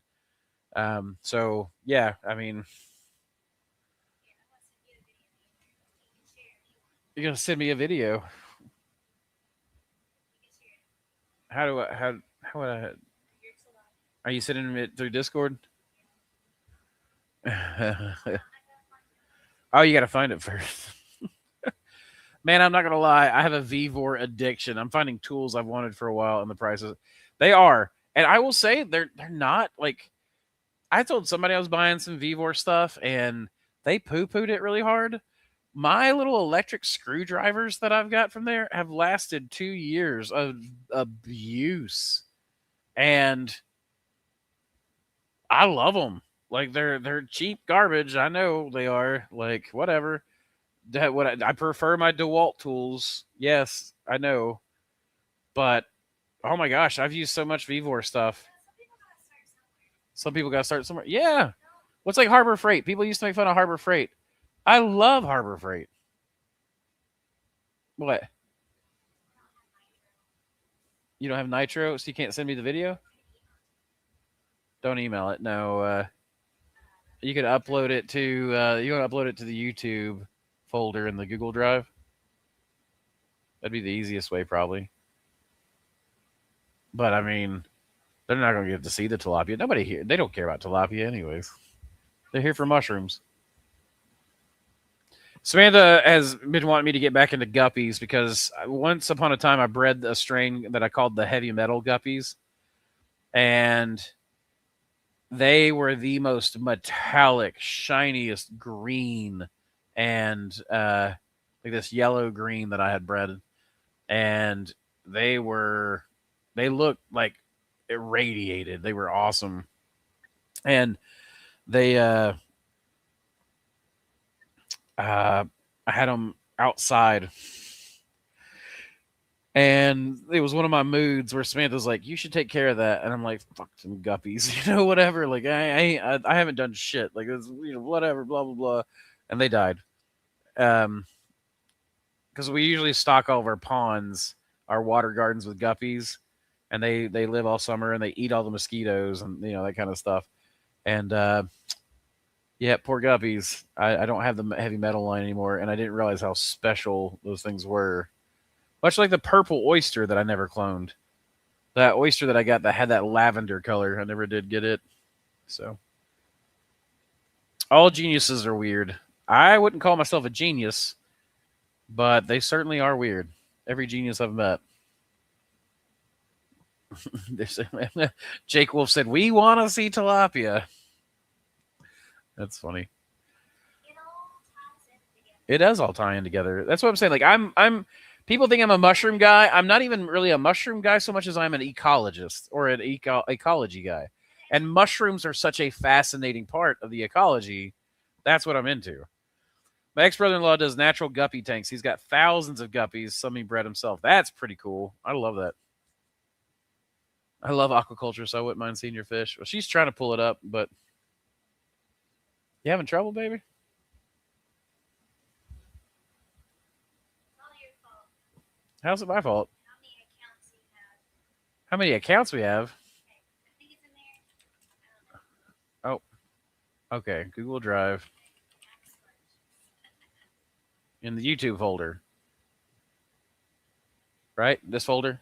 It should be in there somewhere. I don't know. Okay. Is it still loading? If I can find it. Right here? Yeah. Oh, you got my green water tank. You had just put in angel hair out. Oh, was that when I fed them the algae? Yeah, and they were being aggressive as all get out. So this is what Andrew did before mushrooms. Samantha said this is what Andrew did before mushrooms. It's true. Yeah, I worked aquaculture.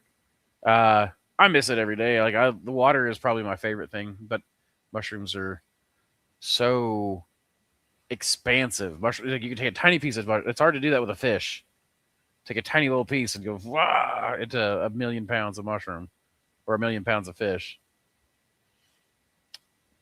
Let's see downloads. Now you have mushroom knowledge to add and go back. Okay, I wonder if I can. So video file. Okay, it uploaded just fine. All right, we will see what we can do here.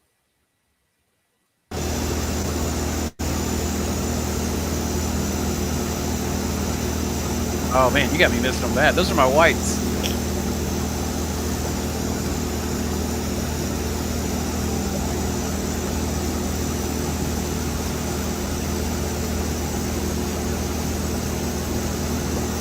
They like that stuff better than the pellets all day long. Yeah.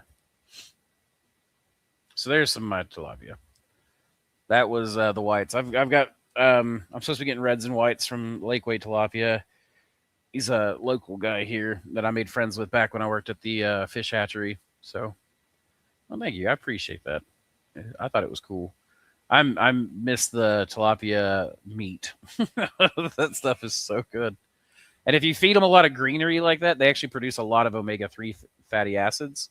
So if they get access to insects and vegetation, they actually get packed with omega-3 fatty acids, and not so much the omega-6s. The omega-6s come from when they're fed like grain, which actually makes me wonder, about cattle and pigs and all that stuff being fed grain, and even humans. All the grain we eat.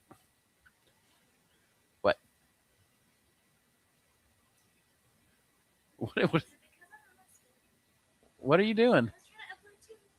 Upload 2 more. We don't need to show a ton of them. We can do a tilapia stream one day. I've actually thought about doing it. So we have all the water tubs outside. I've thought about doing a Mossy Creek Aquatics or Mossy Creek Life Systems or Mossy Creek Biologicals. I was looking at the microscope today. I've got some green water tanks out there. I love mushrooms, but I also like growing stuff in aquaculture. It's all fun for me. That's the thing I am. I'm an everything guy. I just like life. It's a sacred thing. I love it. But I've got some microscopic aquatic organisms going for live foods. So I've got some protozoa, some parameciums going, moina, and some other things like that. And yeah. The tilapia, am I raising them to eat? Or are they pets? They're primarily for eating. Partly. Oh, I'm hearing like a ringing.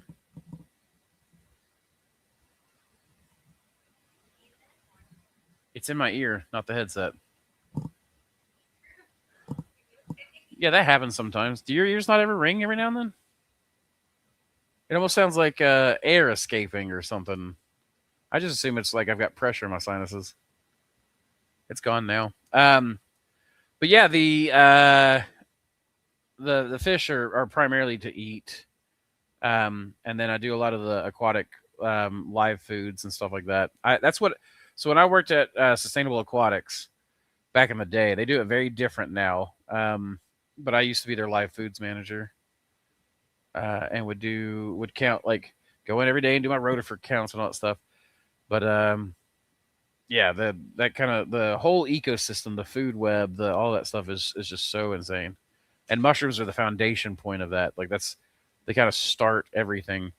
Hence all the blocks going today. And like the trichoderma, like what mushroom grower would you know that would collect trichoderma spores? I'm sending it off to get DNA tested so I know exactly what species it is. I found out, by the way, where to get them DNA barcoded for $20 a pop. Josh McGinnis told me today. Because I was like, hey, can I hire you to do this? I was like, I haven't set my DNA barcoding up, and I'm too busy to do it right now.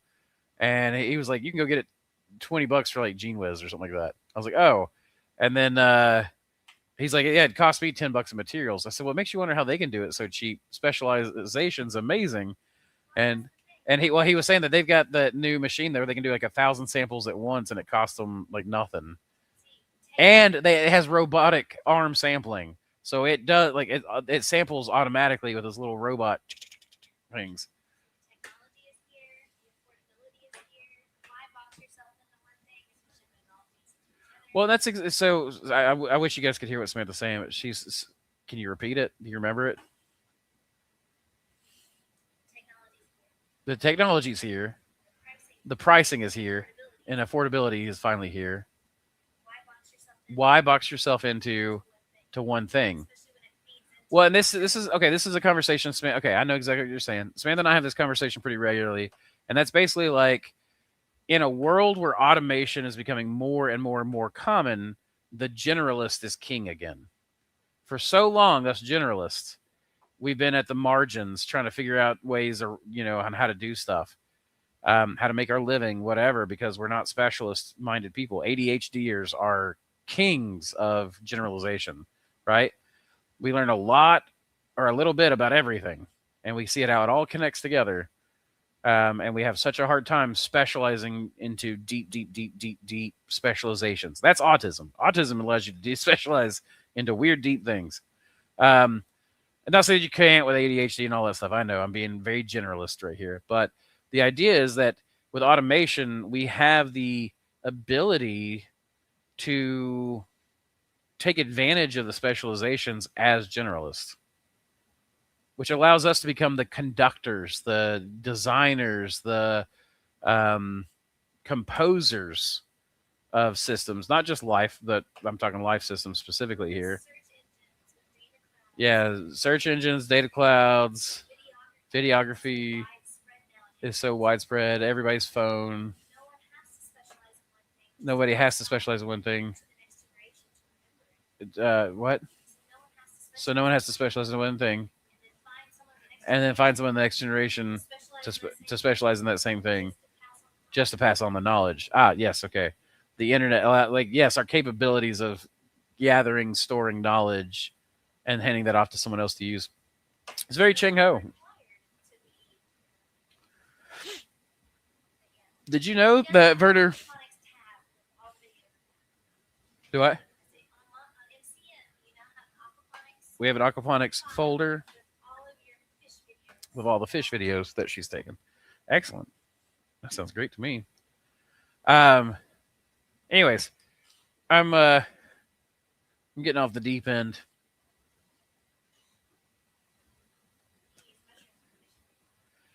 So you absolutely can use mushrooms for fish food. I was actually reading in the Fungi 3rd edition about the Ascomycetes, and there's a whole branches of aquatic fungi that live in freshwater and marine systems. There's a fungus that's responsible for the destruction of a certain section of coral, because this fungus grows over the coral and like bleaches it and whatever. Like it's crazy. And if you're dipping your hands in two different things, that's where you discover those things. I agree. Yes. Innovation brokerage is what that's called in corporate speak, I think.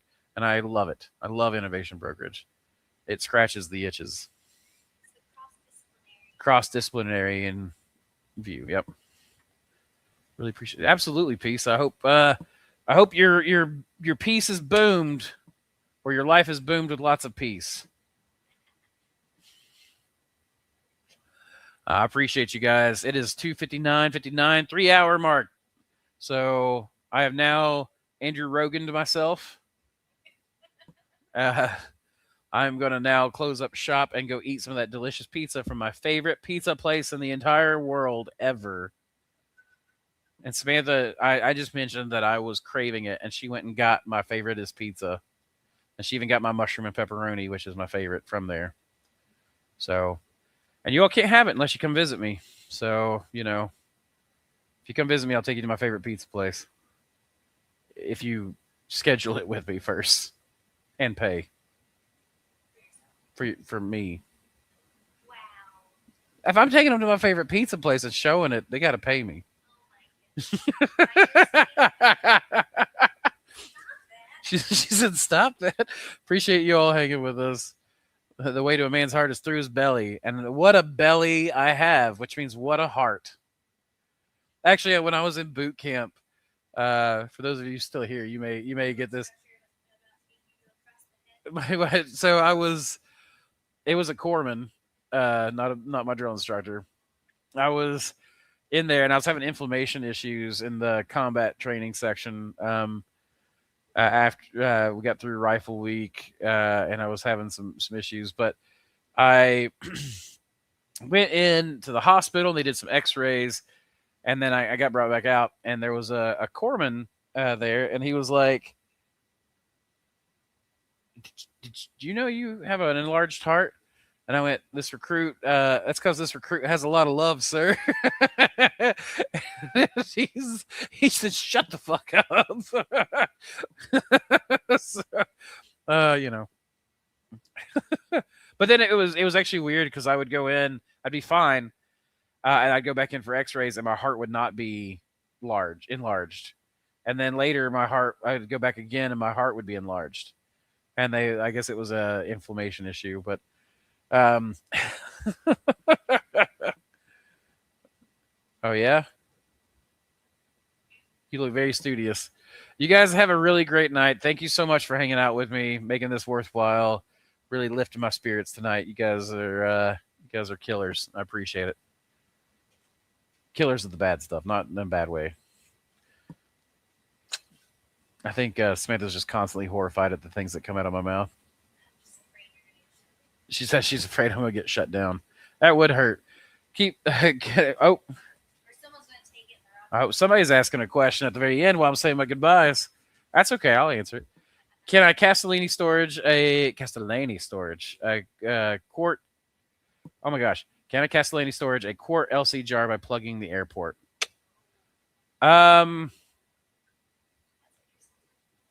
Yes-ish. The easiest way really would be to pull some syringes and cap the syringes. That's what we do. And those are Castellani. That's a modified Castellani storage method. It's not sterile, and there are exudates in there, and there are waste products. So it's not pure sterile water. And you couldn't do it, I don't think, with like mold spores and stuff. What if they are distilling sterile water and then trying to transfer things? I don't know. That feels a little absurd. The biggest thing that you need is a liquid that's robbed of nutrition. So the LC that has grown to its peak and is done can be that. You can shut it off and have the metabolism basically go into a form of stasis. There's different terminology that you could use for that, whatnot. But the easiest way would be to pull a few syringes, cap them. I imagine you could do it with the jar. The only problem I have with the jar is the amount of headspace. You've got a lot of air sitting in there.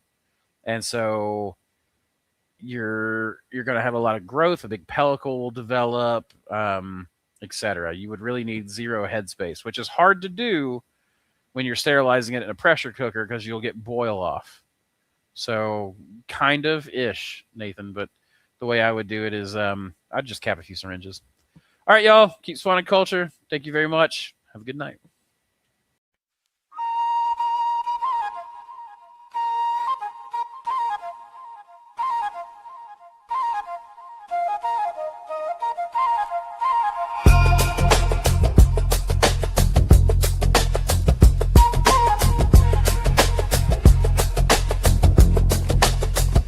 Step into the lab, lights hum like a starship dock. Pine logs stacked like data banks in a cube block. I calibrate climates while the timeline bends. Writing fungal code loops only mycelium sends. I navigate ecosystems with instinctive precision. Every egg a plate a portal to a parallel vision. Menaships spin up like reactors at dawn. You want a culture revolution, then you better respond. We fracture the boundaries of the natural order. Make Reishi bloom sideways like a space-time border. I'm an Appalachian alchemist, wild ridge born, with a druid's intuition and a mind full of spores.